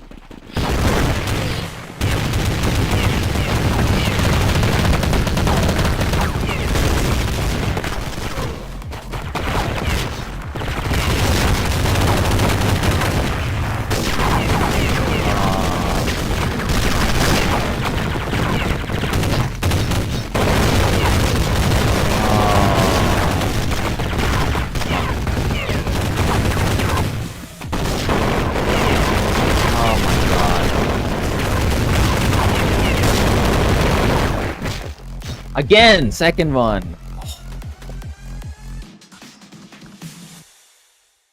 Dude, I think I'm gonna go. That's it.